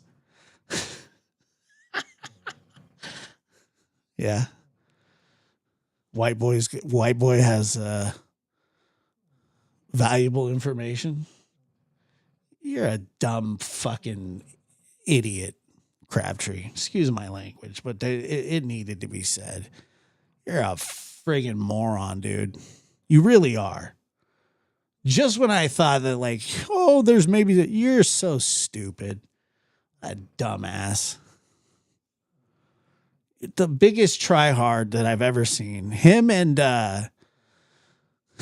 like White Boy like tries to fit in anywhere he can. He thinks like he's auditioning every single day for somebody to go, oh, White Boy, thank you so much for doing that. He's never been accepted a day in his life in the real world by anybody that didn't depend on him for food, you know.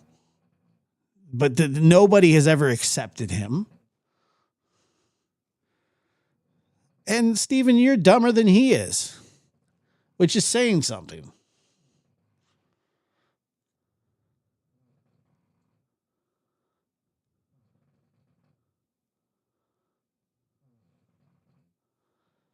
White Boy doesn't know anything. White Boy is dumb. B. Tim's dumber than both of them put together. I mean, have you ever heard the guy talk? Andrew the Giant. Andrew the Giant. What else do we have here? I don't know if like Hong understands this is America.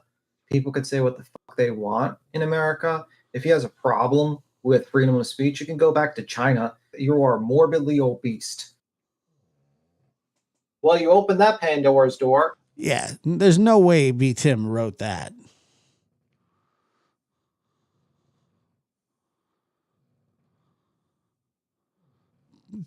Not a chance. Putting to rest. He didn't mention Jay. Does he not like Jay?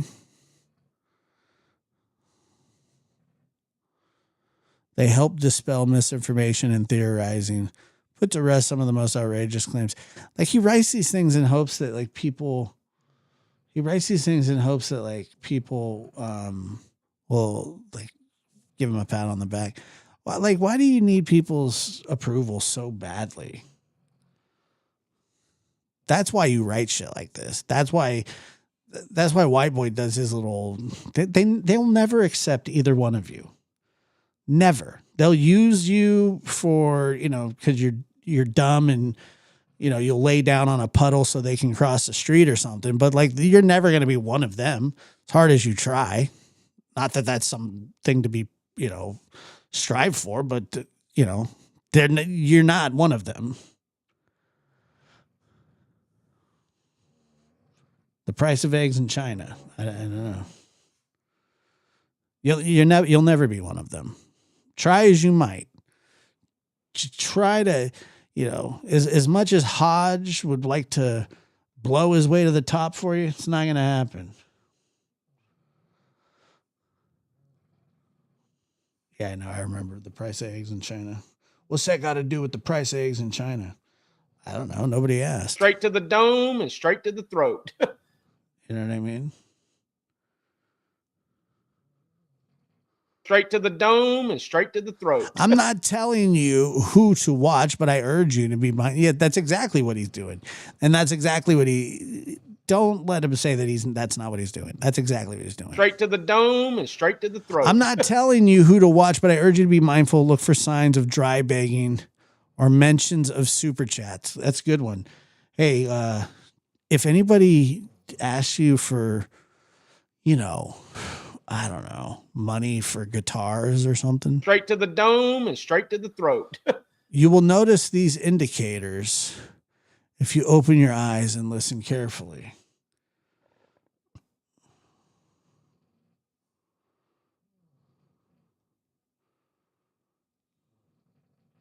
Of course, it's not a rant.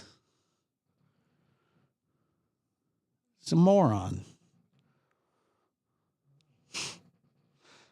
White boy. You mean the guy that just had a restraining order put out against him? That guy? Okay. Like he just tries to fight. He tries to fit in anywhere he can. White boy. He's like Clue and Cletus. The guy's got Clue and Cletus on the brain, Straight to the dome and straight to the throat.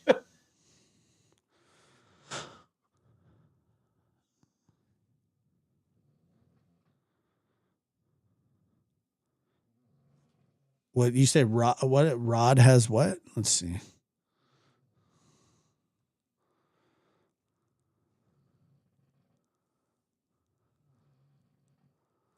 What did Rod do? Good looking out. Very good point. Agree with this, but you forgot to mention nonsense on the web. She is constantly correcting misinformation with receipts. Look after yourself. Oh, then he edited it. He must have. She's constantly correcting misinformation. She's also constantly calling the cops on people.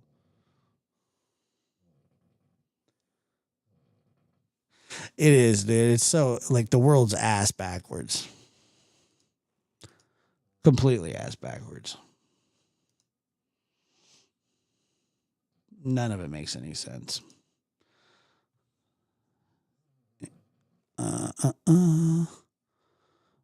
Oh, does Rod go after him? I don't like bringing up X. It scares me, especially on a browser.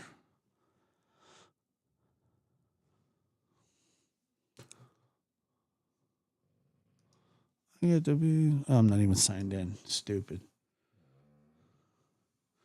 Good is bad and bad is good. It's all right. Told him he needed an MRI. That's hilarious. I'll read it later.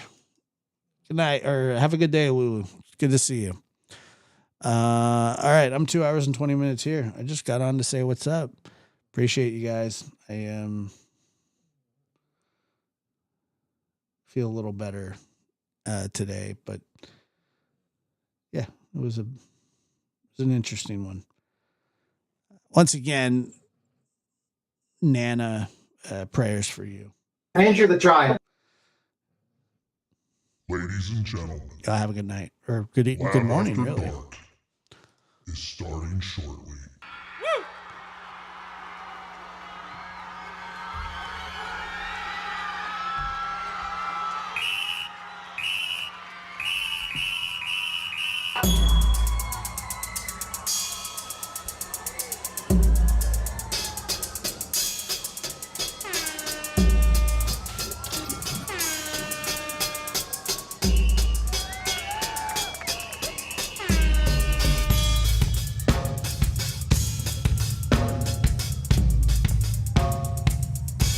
Angel Light, thank you for gifting 5 Lab After Dark memberships.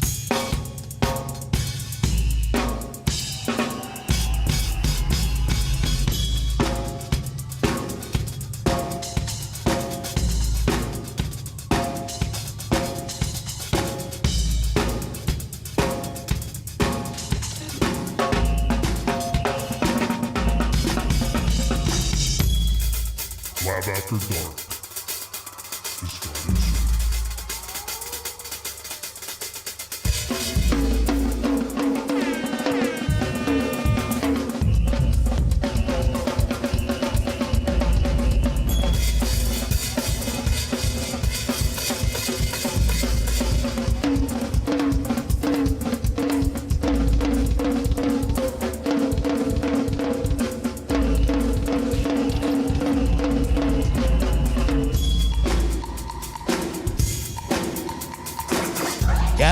wrote that, but I know it wasn't him.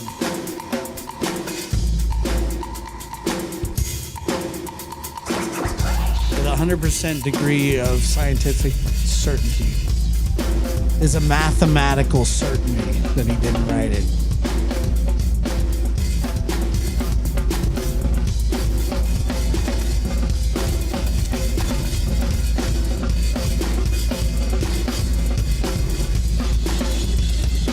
All right, put mayo on her.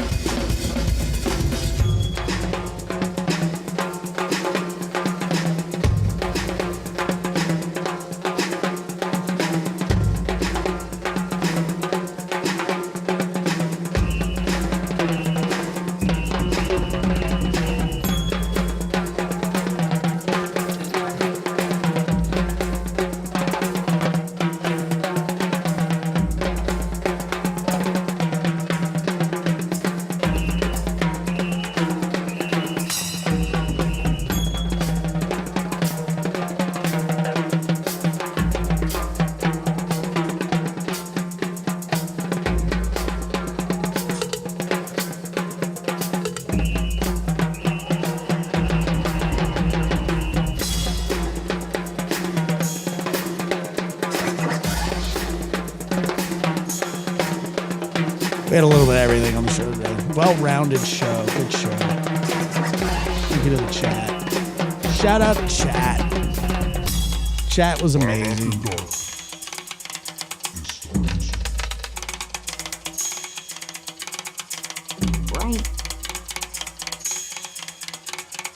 Well, you opened that Pandora's door. Chat killed it.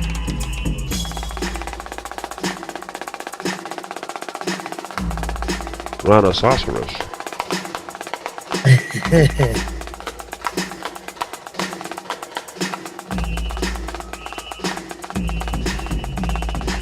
I was actually just sitting down to pee, but whatever, you know.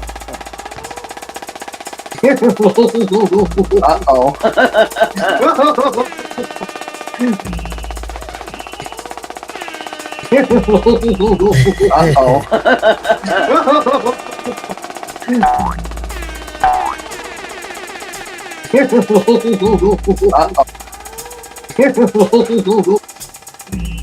What's the point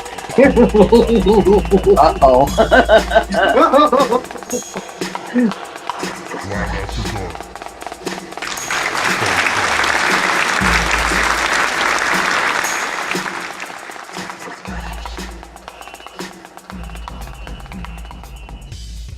I don't know if like Hong understands this is America. People could say what the fuck they want in America. If he has a problem with freedom of speech, you can go back to China. Straight to the dome and straight to the throat.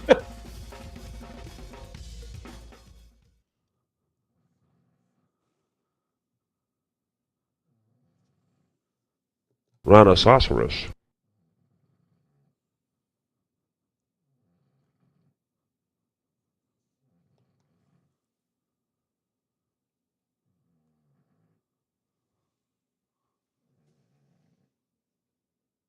You are morbidly obese.